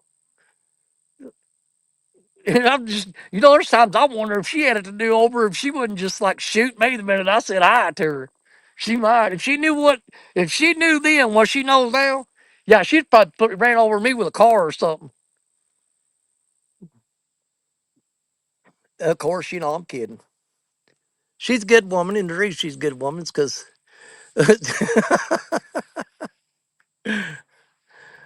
oh, good God, is he? There's Jerry. I was supposed to fish with Jerry Parker today. I called him on the phone last night and said, "What are you doing tomorrow?" And I said, "I'm going to get up like at 3 o'clock in the morning. I'm going to drive up and I'm going to fish with you." He said, "Well, I got a birthday party to go to at 1 o'clock." And I was like, "Well, hell, dude." I said, "I wanted to, I kind of want to fish with you all day long." Jerry Parker, say in chat, he'd tell you I'm telling the truth. And Marcia I could hear her talking. She was standing there near Jerry while he was on the phone because he's on speaker. Marcia goes, "Well, you don't have to go to that birthday party." And he goes, "Well, Marcia says I don't have to go." I said, "Well, I'm not coming because I'd be damned if you're going to blame me because you didn't show up for somebody's birthday party." It's not happening, pal. I said, "Let's schedule something later on." Uh, Kind of what I'm gutting. Let's see here. Time to get my deer hunting stuff ready. Oh God, yeah, I forgot about that. Dude, I'm not gonna start deer hunting. Uh Richard and me are gonna hunt my property this year. And we're gonna go strictly archery this year. Compound bows. But Richard Cluck's I've got 10 acres of some prime deer woods. I'm trying to work out something where I get marked from catfish and crappie. If we can get marked down here, I've got deer stands, big giant ladder stands that are permanently mounted. Well, working on a deal get marked down here.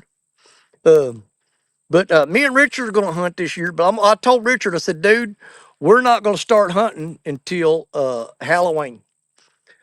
I don't start deer hunting because it opens in September. Okay, but it's just a dang hot, and the mosquitoes. And when you kill a deer, it's got ticks all over it.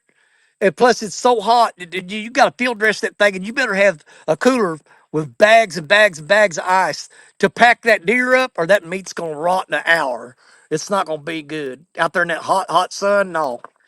But now, come October 1st, or not October 1st, on Halloween night, dude, it's crazy as hell. But it's like a light switch flicks, switches over, and those deer, the bucks start like scraping uh, on the ground and rubbing the trees, and that's whenever it really, really starts getting where they're really fired up. That testosterone starts moving through their body. It's getting higher levels, and they start getting a little more pumped up. They're out there like button heads and shit, and pushing and shoving on each other.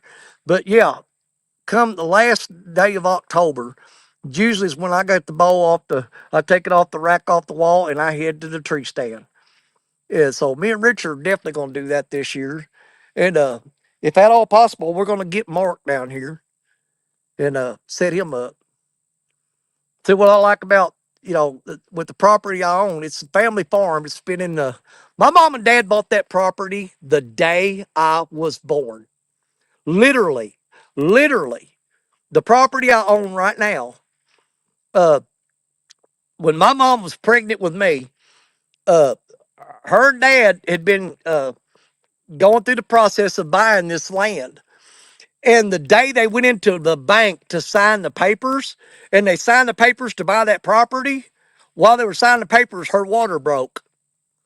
So they bought that land, and within minutes of them signing that paper, my mom's water broke, and they had to rush her to the hospital, and I was born.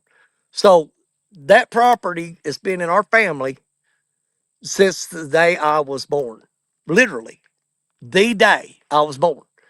And I own that land now, and I'm really protective of it. Um, One person has unlimited access to that property anytime he wants. Is a guy that not sound weird or nothing, but I love him to death. He's like been a brother to me for a long time, and that's Richard Cluck. Richard knows he can go up there anytime he wants to. Uh, I'm gonna give him like an ID card made up with his picture on it, giving him full access and to that property to hunt it anytime he wants. But I'd love to get old Mark Catfish Crop. He wants to come down. We'll take him down there. Hell, I may just take the camper and move it up there to the property and set the camper up. Well, we can all just hang out there and then go out back behind the camper and build a fire and sit out at night. Like I said, I only got 10 acres, but man, it's eat up with freaking deer. I mean, they're all over it. Oh my God. I got so many freaking deer, it's ridiculous. I can go out there and kill 20 deer if I wanted to. Not legally, but I could.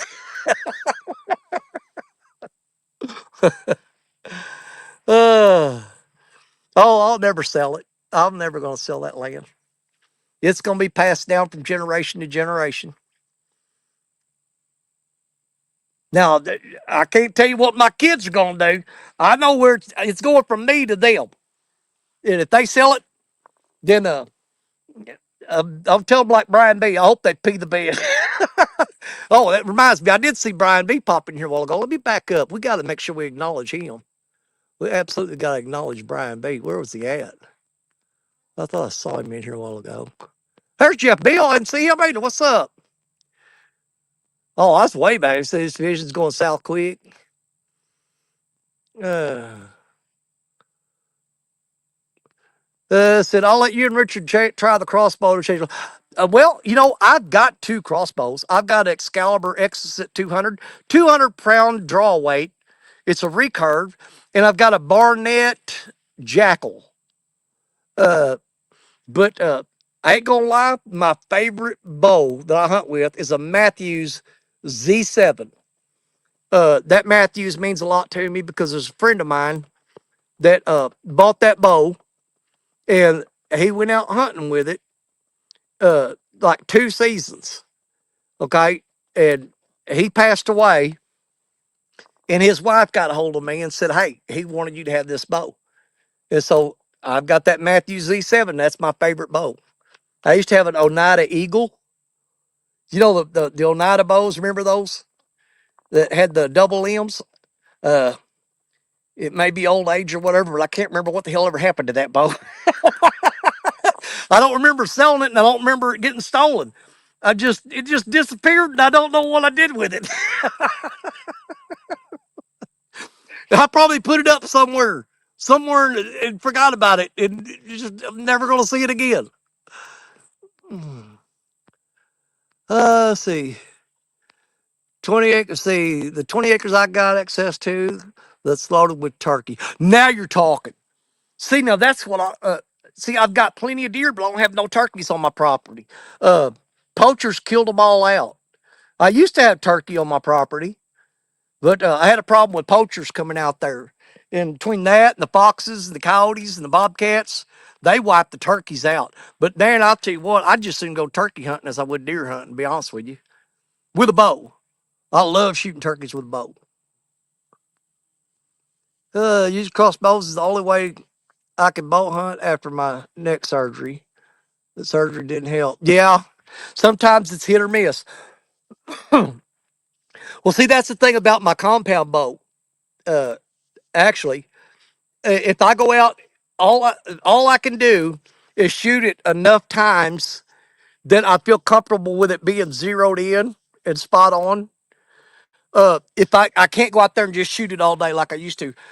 If after shooting it like uh, 15 or 20 times, uh, my shoulder and my elbow and my wrist, uh, they start getting a whole lot of, I get a lot of pain going on there because you overdid it. And that is why I do got the two crossbows too. Because, if I get up for deer season and my shoulder and my elbows is messed up, and I know there's no way I'm going to be able to draw and hold that bow, I'm going to grab the crossbow down off the wall and take it with me. I've killed a lot of deer with that crossbow too. It's a whole different kind of cool. I'll tell you that right now.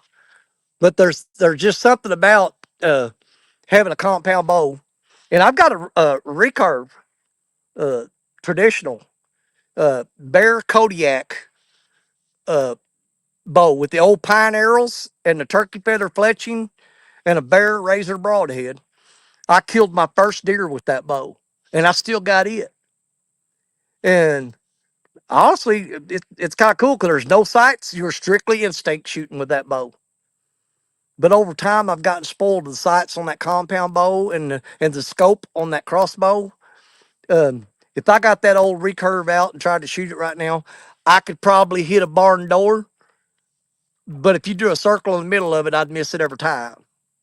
But I'll hit the barn door. All right, let me flip the camera. I want to see what time it is. It's 5:04. We still got just under an hour to go. Boy, it'd be nice if we could catch fish during this last hour. I know there's fish in this spot. It's fish pretty heavy. I mean, I don't know if y'all can see the truck up there through the trees, but the truck's it's up there somewhere. And that's a campground spot there. And so this spot, it gets fished pretty hard.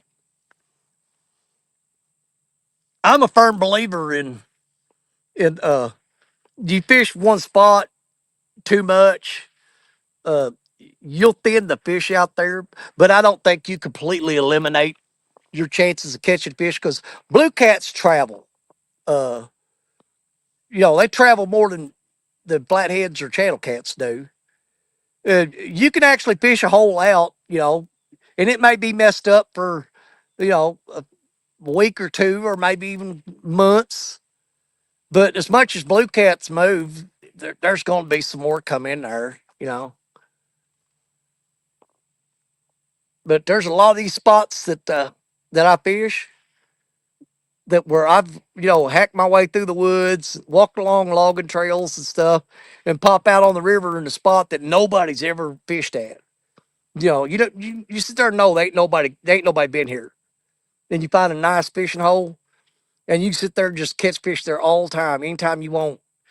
But once people find that spot, yeah, it's not so much. It doesn't produce like it used to. So it does have effect. Look, middle rod's getting bumped again. Man, I'm just wondering if that's just a little channel cat or maybe them guards just down there nipping at that. That's the first bite we've had in a while, though. And see, we didn't do nothing to that rod. We changed the bait on that one and freshened it up. But that rod, we've been sitting here this whole time. It got hit when we first threw it out, just a little tap. Well, it just got tapped again. So there's still bait on that rod. And there's something out there just kind of, nipping at it and kind of looking, see what's going on. And he's got a little less than an hour. If he wants to eat it and take it down, then by all means, go for it.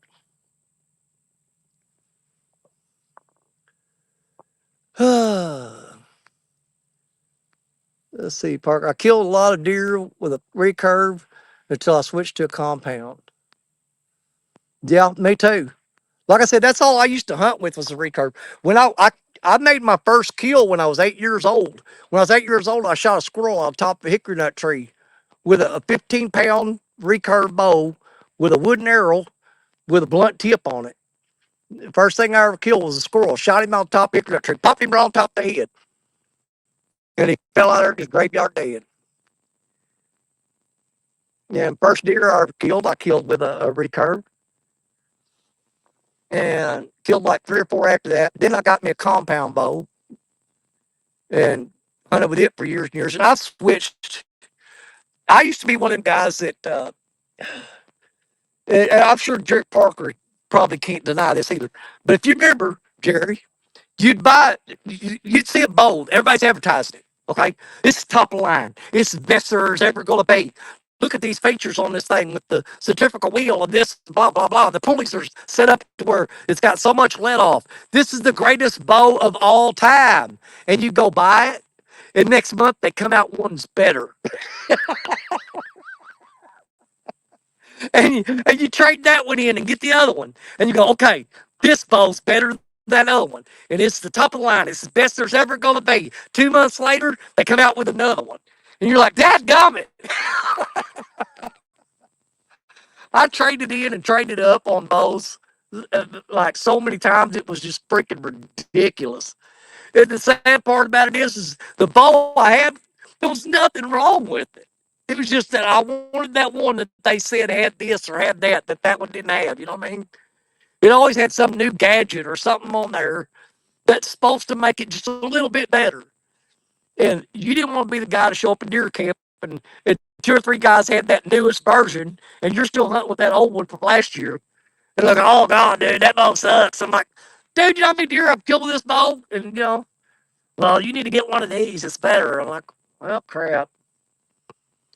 Anybody that's a deer hunter, a bow hunter, they know what I'm talking about. You always had them buddies that wanted to one up you.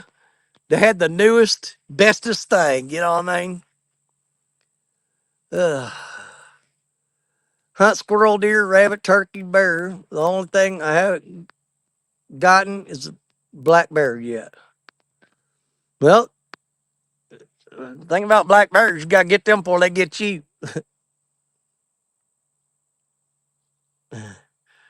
Do you hunt other animals beside deer, Daddy? Yeah. Uh, I really like squirrel hunting, to be honest with you. And I used to have a pack of beagles. One of my favorite things, that I miss it so much because I don't have any beagles anymore. But man, there was nothing more fun for me than taking a pack of a good pack of beagles out and have them chasing rabbits. And it didn't matter. I could take them out and let them run. Not even take a gun with me. Don't even take a gun.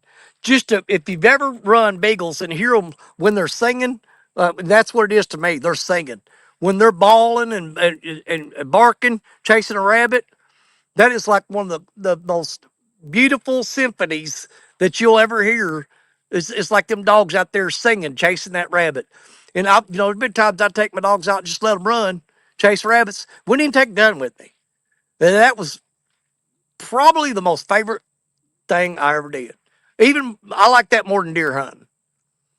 Is just go out and watch them dogs chase them rabbits and listen to them. Yeah, you hear that old burr, burr, burr, and you get 5 or 6 of them doing it at once. It's beautiful, man. It's beautiful. I love that. Let's see, squirrels cutting on hickory nuts now. Need to get out and get a mess. Yeah, I may I'm gonna throw the 22 in the back of the truck, and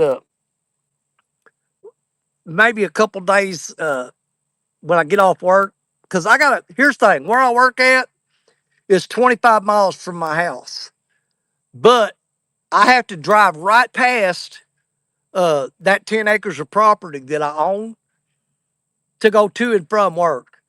And I may just start after work going sitting down, leaning against the old tree down there, and popping a few squirrels on the way home from work. We see. Most of the time when I get off work, I'm too tired. I'm like, I put the 22 in the truck and say, yeah, I'm going to stop and do some squirrel hunting and after work. And I get off work, I go piss on that. I'm tired of going home. Ugh. Yeah, a lot of times I'll talk myself out of it.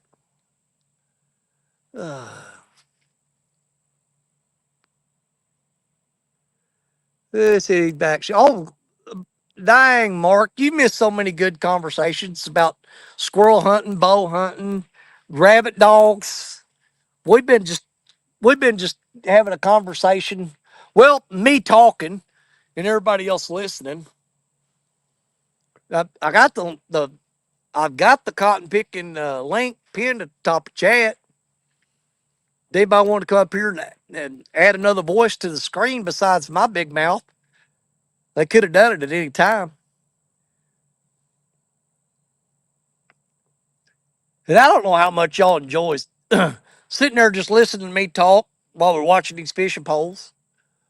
Uh, I don't know how much you enjoy it, but I know at least 12 people are still here.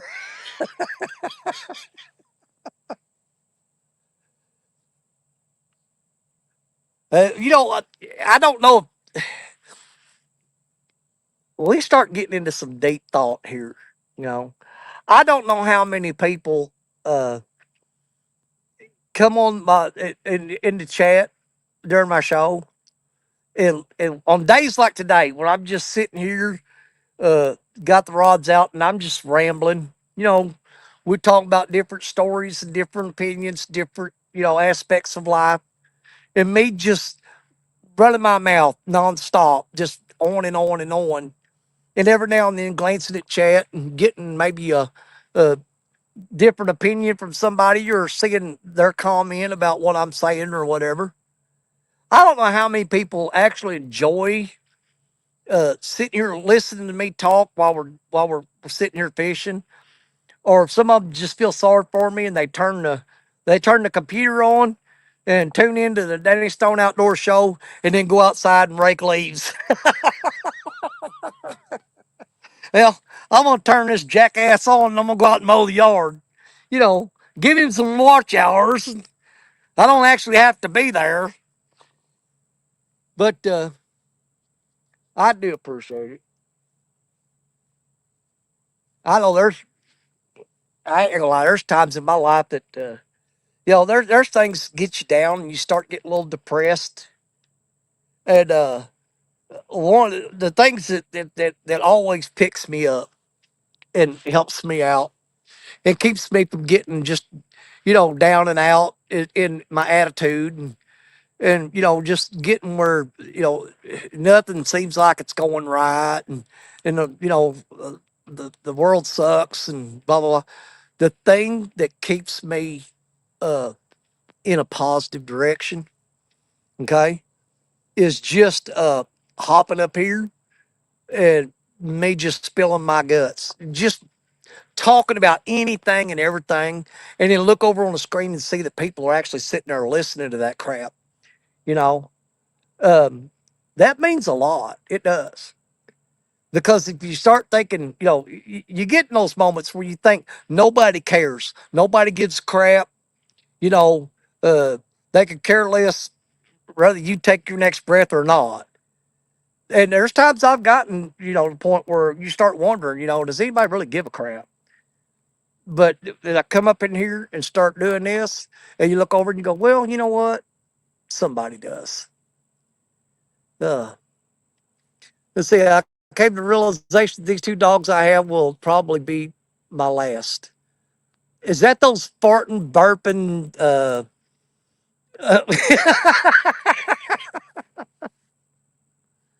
well, Stacia's her dog Cotton. We've had a reward. He's been missing since July 3rd at 10:05 on July 3rd, 10:05 p.m. Uh, that's the last time he showed up on camera at the house, and that dog disappeared. Uh, we pretty much know at this point somebody's got that dog. Somebody's got that dog. And about a week and a half ago, um, Stacia got went. She's missing her dog, and don't think she ain't gave up on our dog's name was Cotton. He looks like a Labrador Retriever. He looks like a lab, but his daddy was a full-blooded German Shepherd, and his mama was a Beagle. Go figure. You never think that you mix a German Shepherd and a Beagle and it come out looking like a lab, but it did. That's what happened. But anyways, Cotton, he's still missing, and we ain't give up. We're hoping uh, that he's either returned to us or he comes home. Cause dude, I've had dogs missing. I had a dog missing one time for 8 months, and then opened the door one day and there he was sitting on the porch. Been gone for 8 months. No clue where he'd been, what he'd been doing, or nothing. He just showed up at home, came back, and we're hoping he does. But Stacia, uh, in her infinite wisdom, has went and bought a full-blooded, AKC registered German Shepherd puppy.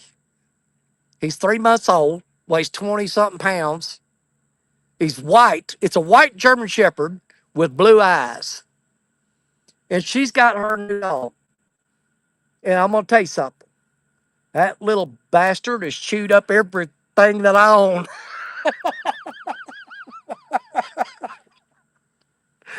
I constantly have to keep an eye on him. The corners of the coffee tables. If you got any shoes laying around, kiss them goodbye. They're gone. You have to keep everything put up. It's like having a toddler that gets in everything. But she's got her new puppy. We bought this from a registered breeder. Got that dog from a registered breeder. Now you have to sign a contract with these people if you get one of their dogs. That the only way they'll sell a dog to you is you have to sign a contract agreeing that you will get that dog spayed or neutered, because that's their breed, and their dogs are all like they're the moms and dads of these dogs are AKC registered grand champions and stuff. Well, they don't want you getting one of their dogs and then going out and making money breeding that dog. So in order to get one of these dogs, you have to sign a contract, a legal contract, saying that at a certain age you will get them spayed or neutered. So you cannot breed that dog with anybody. But that's what she's got now, and God bless her heart, because I'm ready to just choke the living shit out of that thing. But that dog is so far up her butt. If she's walking around the house, he heels right on her. If she stops, he runs into her. If she turns around to go the other way, she trips over it.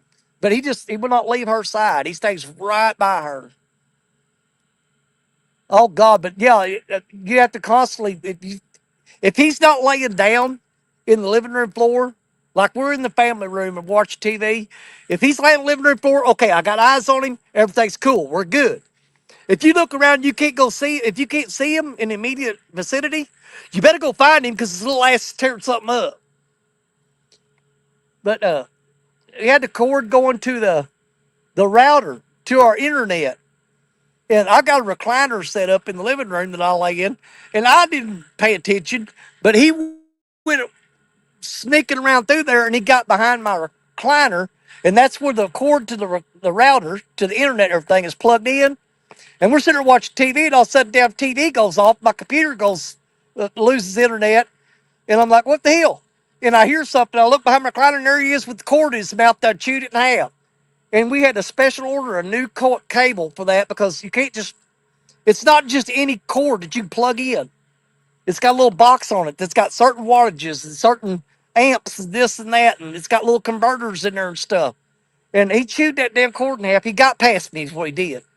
He snuck by me and got that cord and chewed it in two. So our internet was out and everything. I'm like, you got to be kidding me. But yeah, he loves to chew on crap. His favorite thing right now is to go in the backyard and grab a stick, bring it in the house, and just chew it up until it's like splinters all over the floor. Which Stacia doesn't want him doing that. She's afraid you'll get one down his throat or something. And she's screaming and yelling at him, stop bringing in sticks. But that dog will go outside. When he comes in, he's like a little mule, a drug mule. You got to check him, make sure he ain't smuggling nothing in his mouth. Because you go over and you grab him by the snout and you pry his mouth open and look and shake his head and a stick will fall out where he's got it stashed in there because he's going to go to the corner and chew it up. But anytime he goes outside and comes in, you got to check him. Check him. You know, I mean, I ain't doing no body cavity search on him because if he starts doing that, then you know what? Hell with it. He can have the stick. I don't care at that point. But if he's got it in his mouth, you got to get it back from him. Let's see. My dog chewed an extension cord that was plugged in. She don't chew cords anymore.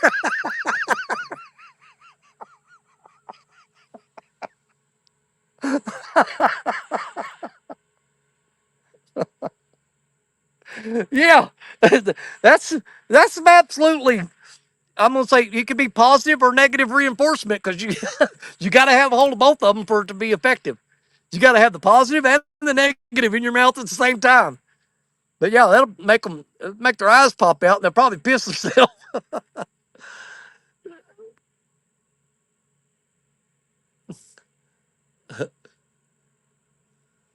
Let's see. Oh, what did I do? Dadgummit.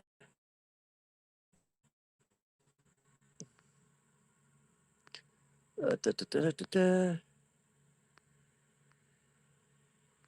I don't know if we're gonna catch anything or not. Now, you guys help me keep an eye on the time too, because we're gonna end this probably about at least 5 minutes. 5 minutes before the RCT show starts.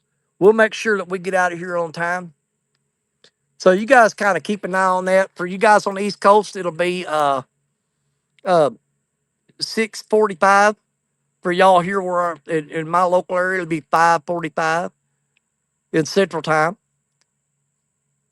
No, let's make that 5:55 and 6:55. We get close to that time, we'll say our goodbyes and yeah, because you take us, give us about 5 minutes to. Well, we got about 36 minutes minus five. We got about 31 minutes left, but we like to give ourselves about 5 minutes before we end the show to say goodbye to everybody, and we don't want to just like, oh crap, RCT shoes on, bye y'all, and hang up on you. That's rude. That's rude. Very inconsiderate and ungrateful for all them people that spent time hanging out with you today.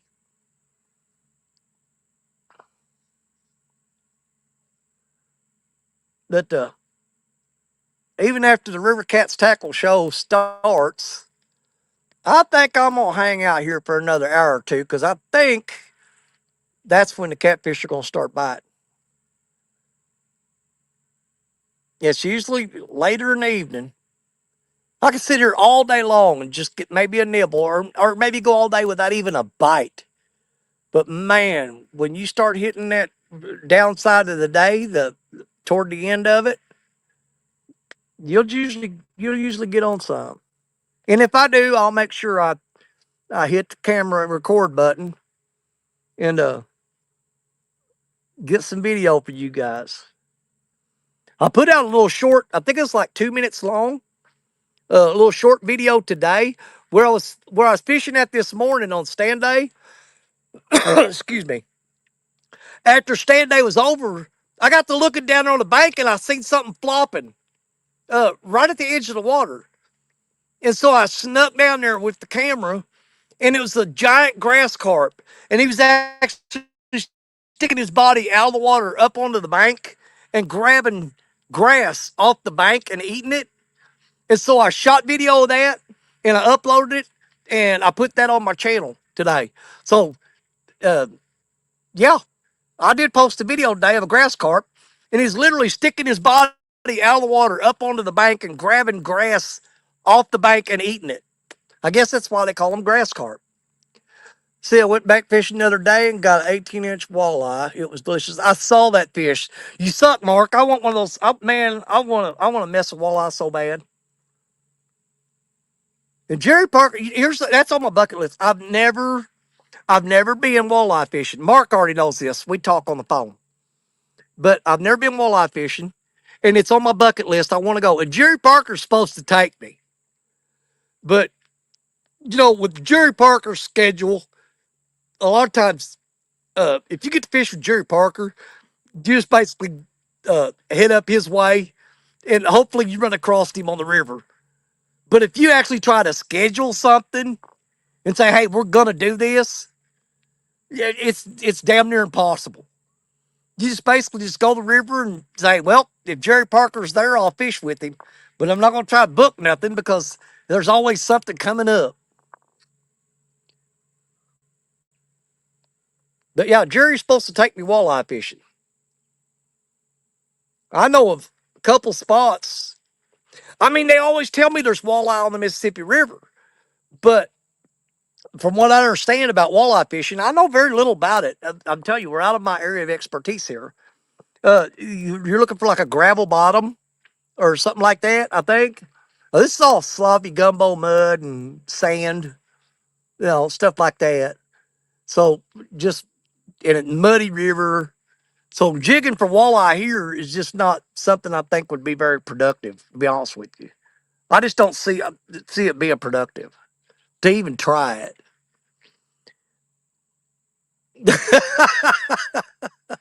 What's up, Dunnigan? Hey, Danny, I didn't think you were going live today. Done any good? I've had a couple bites. Love the name, by the way.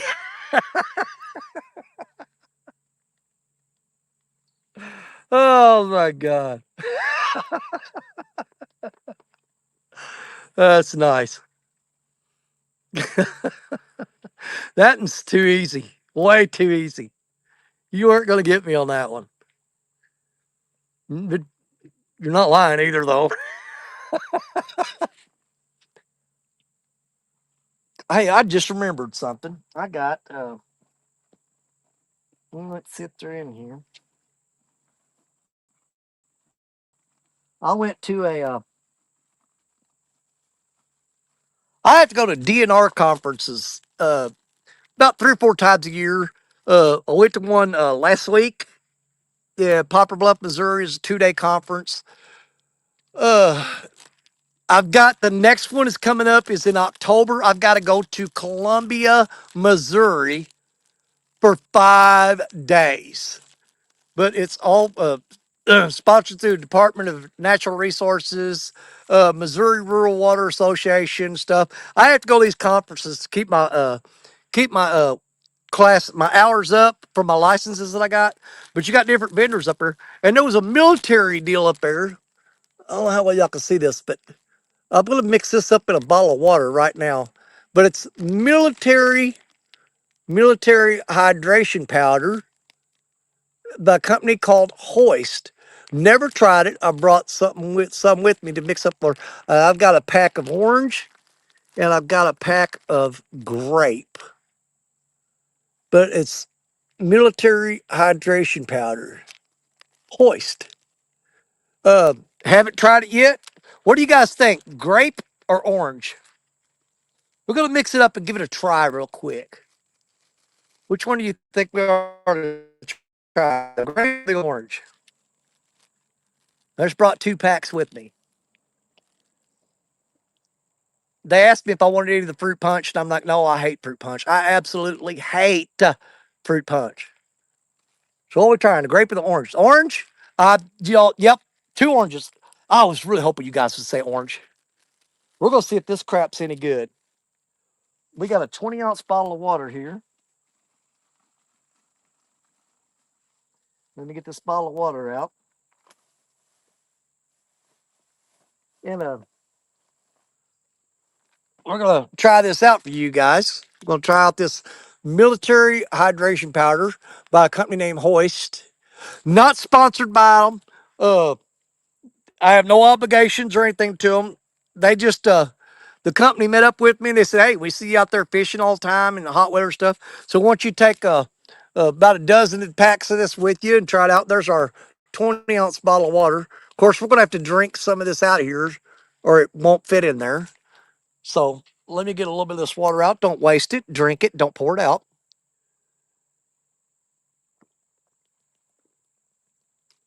Slow down, Danny. Start drinking all that water. It's tasted so good, I almost drank too much of it. So we drank that water down to about right there. We're going to dump this whole pack in there. Let's see how you open this. Probably going to have to use my knife. There's your pocket. Get a knife. Hang on. It's 100% it's NASA Tang. Okay. Uh, Josh, have you ever heard of that company, Hoist? Have you ever heard of them? Because I mean, I just met these people last week, and they gave me look at that bird trying to land on Black Betty's fish on that fishing line out there. Look at him. Can y'all see it, little bastard? That's on that. That's that 50-pound. Look, he's sitting on that 50-pound braid. Can y'all see them out there? Them birds keep landing on that fishing line. Get out of here! Makes it look like I got a bite. All right, we got the pack open. And we are going to add the powder. We're going to dump the whole pack in there. Get it all. Ooh, I can smell it.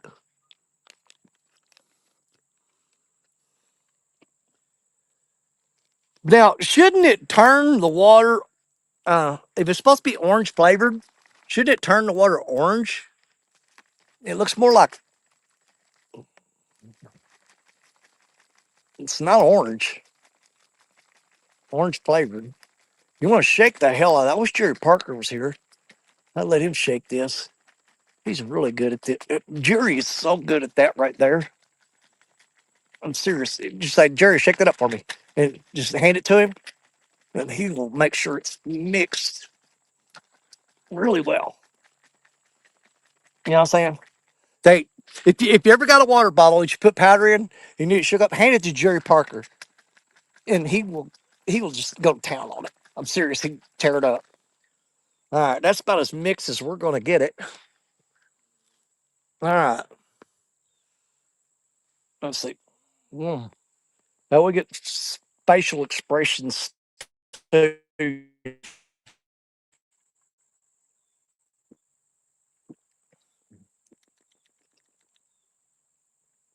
not bad. I've had worse.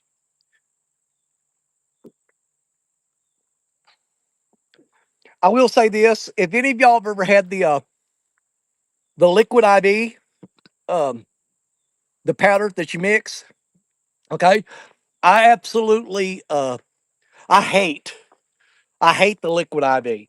Nasty. I can't stand it. The the taste of it is just disgusting. But this right here, okay, you guys look that company up. I'm telling you right now, that's pretty damn good. I mean, I could drink this and want to drink it. I want to drink it. The liquid IV, I drink it because I have to. Because you want to stay rehydrated and put all those electrolytes, minerals, all that bull crap back in your body. And you drink it and you're like, oh my God, you're just like hating every second of it while you're drinking that. This is actually really good. That's not bad at all.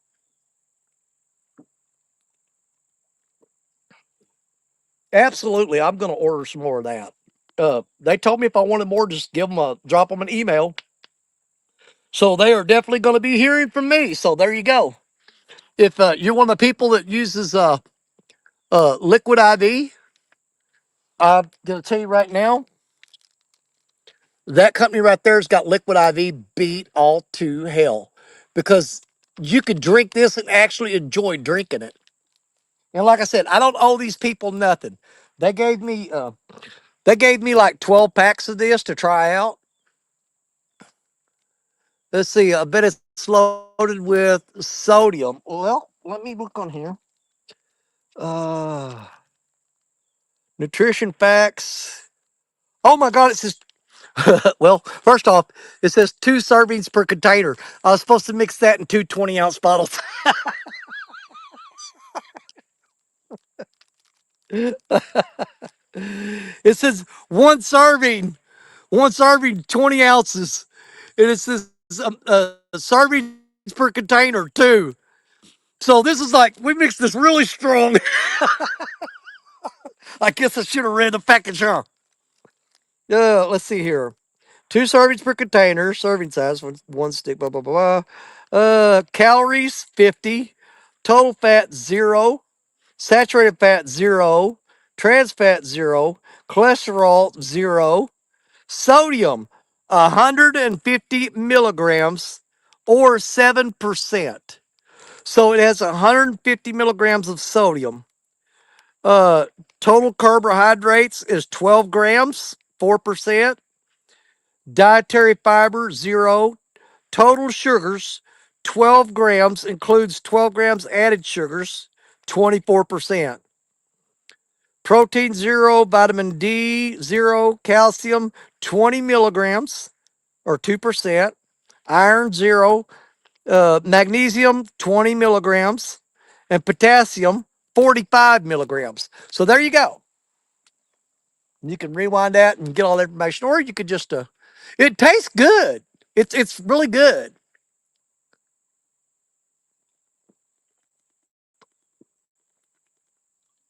And I ain't talking about your Latoris neither. This tastes good, Mike. Mike, pay attention, Mike. This tastes good. I don't know about your other thing.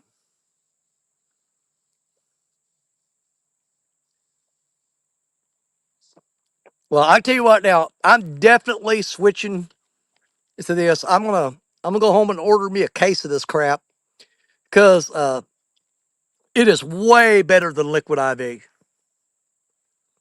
Way better than liquid IV. Yeah, I could drink this all day long and not have a problem with it.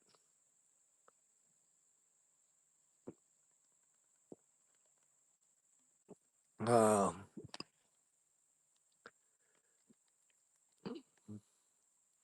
I ain't even been watching them rods of any of them. I just know, oh crap! I said I got rods out there. I forgot all about them. Oh my god! Yeah, I completely forgot we were even fishing. That's crazy. Wow. Hmm.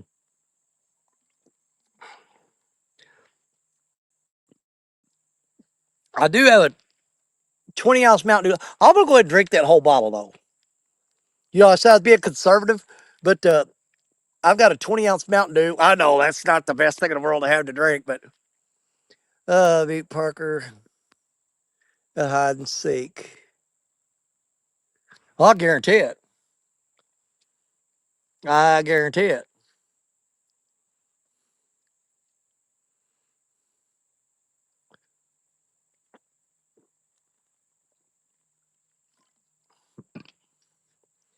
Yes, he's like, you know, here's thinking, you know, like at Easter time, you go out and hide eggs for kids to find and stuff. You know, you hide the Easter eggs. But if you ever like one year just like took hot dogs and you hid hot dogs instead of Easter eggs, the old Parker man, he'd find all them wieners. I guarantee it. He'd be knocking kids down. You ain't gonna beat Parker finding a wiener.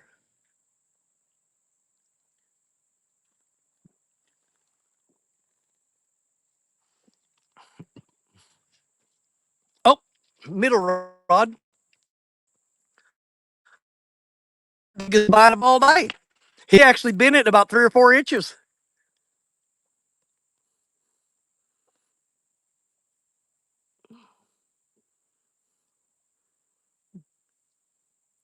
Yep.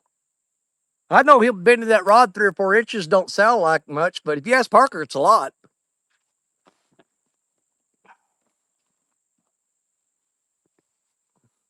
Well, something bit down on it. He just didn't want to take it. Again, I'm almost betting those are gar out there.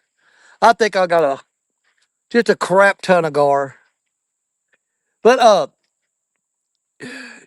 Josh, on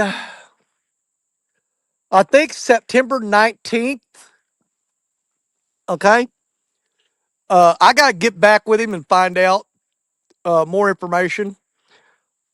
September 19th, I think, is the ladies tournament,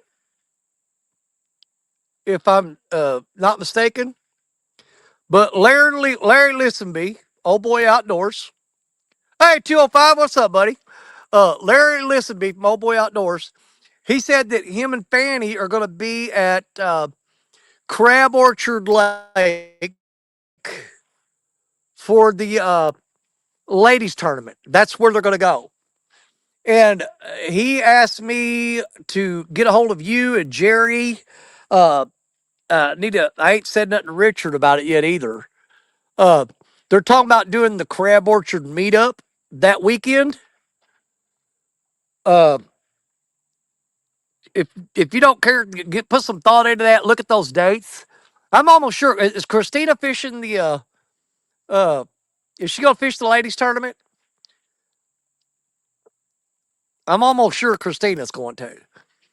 But Larry's taking Fanny to Crab Orchard Lake for the ladies tournament. But he wanted to try to do the Crab Orchard meetup that weekend. So he told me to touch bases with you guys and get back with him. And I just remembered that. So look at that weekend. She's not fishing it. Well, look at that weekend, September 19th. See what you and Christina got going on. Which, I mean, you live close enough that the rest of us go up there camping. You just drive over. That's not a big deal. But just want to make sure that you're free that weekend. If you and Christina and the kids could come up, and I'll talk to Richard about it. If Jerry's still in here, Jerry, same deal.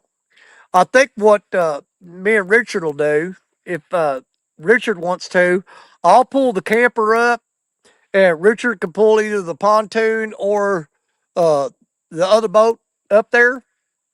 And what I'll do is I'll book two. Well, I won't have to book two camp spots. I can book a camp spot, and we can just put the boat out there. We can rent one of those boat slicks, the docks,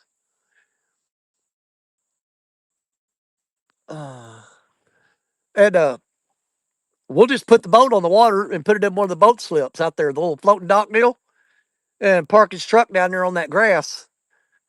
Um, but anyways, I'm supposed to coordinate with all you guys. You, Jerry Parker, Richard. Well, we'll put the word out. The thing was, we wanted to see if you guys were cool with September 19th, that date, and if you guys were good with that date, then we would start putting it out there to other people if they wanted to come up and come to Crab Orchard and fish that weekend. So there you go.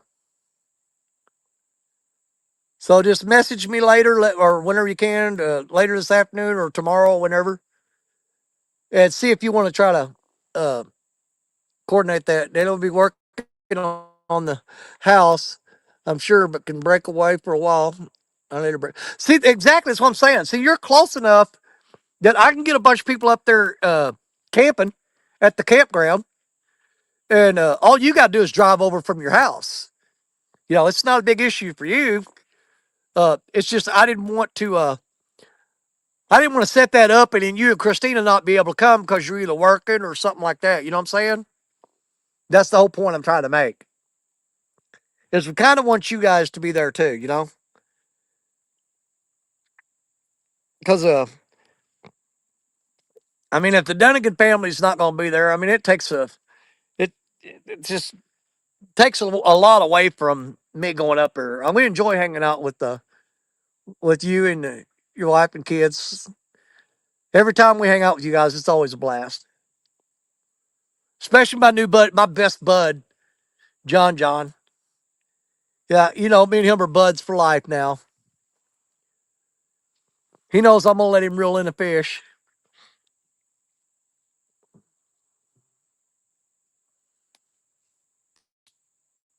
But I'll actually start up the hey Greg Burgess, how you doing, my friend? How much time we got left, guys? I have to flip this phone just a little bit. We've got 14 minus 5. Got about 9 more minutes, and we're going to have to get off here for the RCT chat show. We got about 9 more minutes, guys, and then we're going to start saying our goodbyes, and we're going to direct you guys over to Lance McCluguy, the Hawaiian Fisherman's Channel, for the RCT Sunday night chat show. Stay safe, Danny. Gotta go. Okay, Mark, man. We'll talk to you soon. I'll send you a message or call you on the phone, one or the other. Let you know, find out how you're doing and how how the doctor stuff's doing. But I'll keep in touch with you, my brother.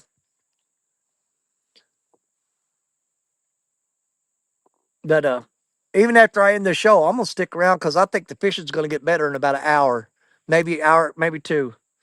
I'm gonna stick around and try to catch something.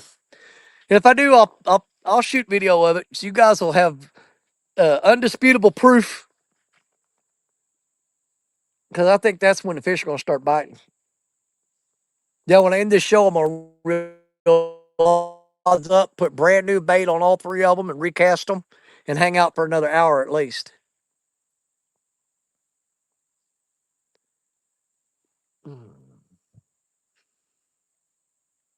Yeah, I need to get on the.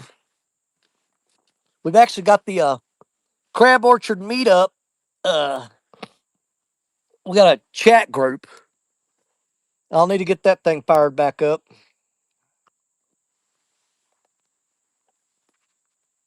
Uh,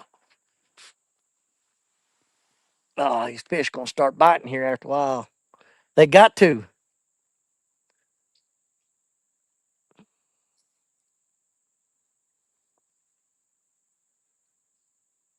I know I got a bunch of skipjack and shad I got to put up when I get home too.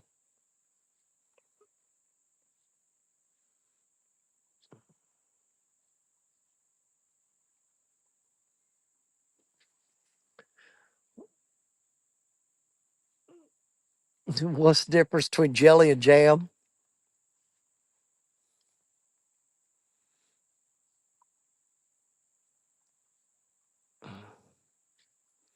We're not having that discussion while I'm still live, Josh Dunnigan.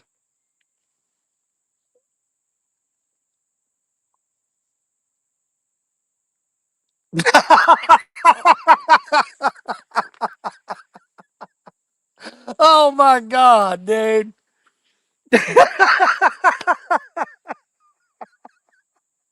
Oh, that is freaking hilarious. If you guys could only see what messages I've just got, you here's like you're not gonna see them, and I'm not gonna tell you. That is ridiculous, but it's freaking hilarious. Oh my God.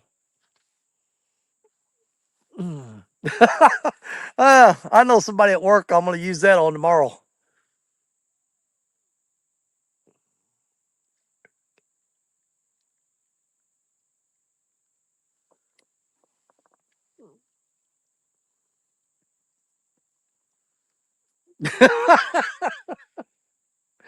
Oh, holy crap! There's a big old water snake right over.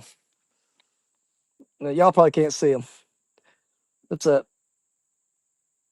perfectly harmless.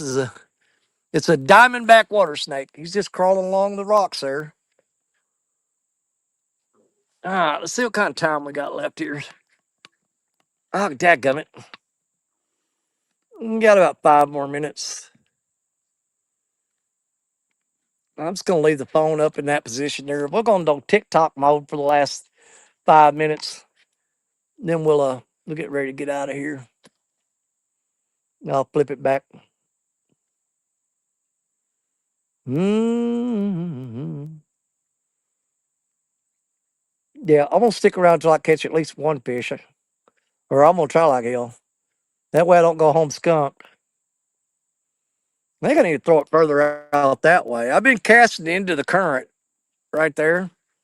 But I maybe need to pitch it right there and let that swing rod action get that way. Got about 4 more minutes. Oh. Yeah, I mixed that powder up. That was supposed to be 2 servings, and I poured it all in one 20-ounce bottle. So I double dosed on the electrolytes and stuff. It's pretty good. Magnesium, sodium. Yeah, I can actually feel a difference after drinking that bottle of water.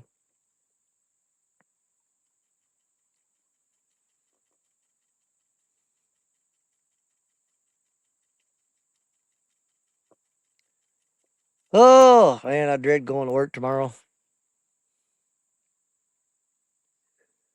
We got a whole week. It's a whole week of work this week with no interruptions. And then the week following that, 3 days of doctor's appointments. So I only get 2 days of work in.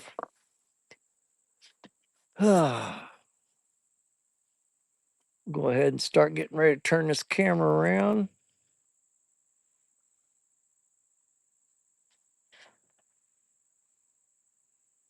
I can probably take this umbrella down out of this tree too, because the sun's behind a bunch of clouds and it ain't coming out.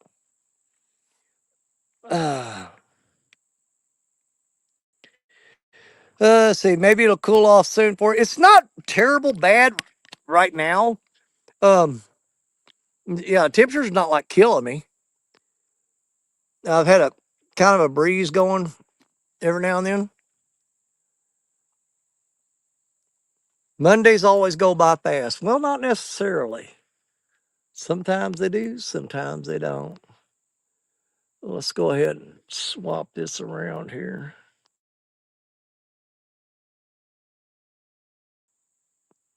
Every time I switch the camera, I should have hit that mirror in my camera because that's reversed.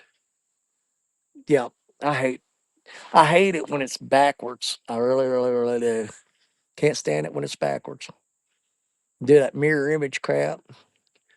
Always go out fast. But we're fixing to start. Let me see. I messed up my time again. Hold on. Got about 1 minute left.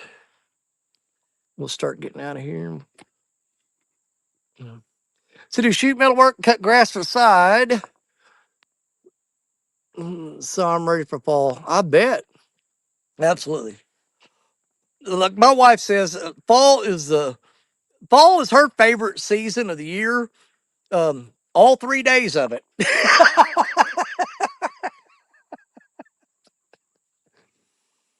Around here, we usually get about 3 days of fall. You go from summer, scalding hot, 3 days of fall, to freezing cold winter. So you get 3 nice days in there in between them. We call that fall. 3 days. Well, that rod's moving or not? Either way, I'm gonna rebait all those here in a minute and sit here for a little while longer. I got such a rush over here today, I didn't even monetize this show. I usually monetize my lives. Didn't today. Don't care. I don't care. No biggie. That rod is getting tapped on. You watch. As soon as I end this, it's going to go down. But I promise you, if it does, I'm hitting record and you'll get footage of it. But I did put out a short little 2 minute and something video today of a grass carp jumping up on the bank and eating grass. Uh, as soon as I leave this, you guys can hop over there and watch that for me real quick and check it out. It's pretty cool. That grass carp was actually coming up out of the water onto the bank and eating the grass. So you can go watch that. It's only like 2 minutes long. Help a feller out or not. I don't care. I just thought it was pretty cool. Thought y'all might want to see it. But we're going to call that a day right there. Um, Coming up next is Lance McCouga, the Hawaiian fisherman, on his channel. You got the regular Sunday night show there, 6 o'clock Central, 7 o'clock Eastern. The RCT chat show. When you guys leave here, I want you to hop over there and tell them Danny Stone sent you. Most of you guys that watch me, you're probably going over there anyway. But if there's anybody new in here that don't know about it, what the hell did I cut my hand? When did I do that? If there's anybody out there could drop the link for the RCT chat show. Holy shit, that's sore as hell. If somebody can drop that link in there before we get out of here, uh, then that would be great. If not, you guys just have to find it. But I'm gonna hop over there in their chat as soon as I shut this down. But thank you guys for hanging out with me today. Sorry we couldn't catch no fish. We tried. It was just like,